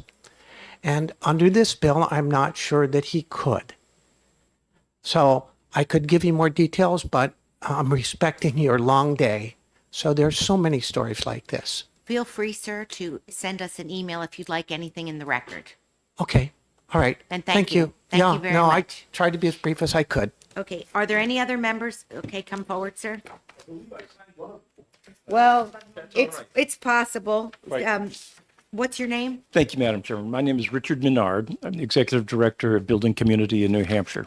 I live in Bow and grew up in Alstead.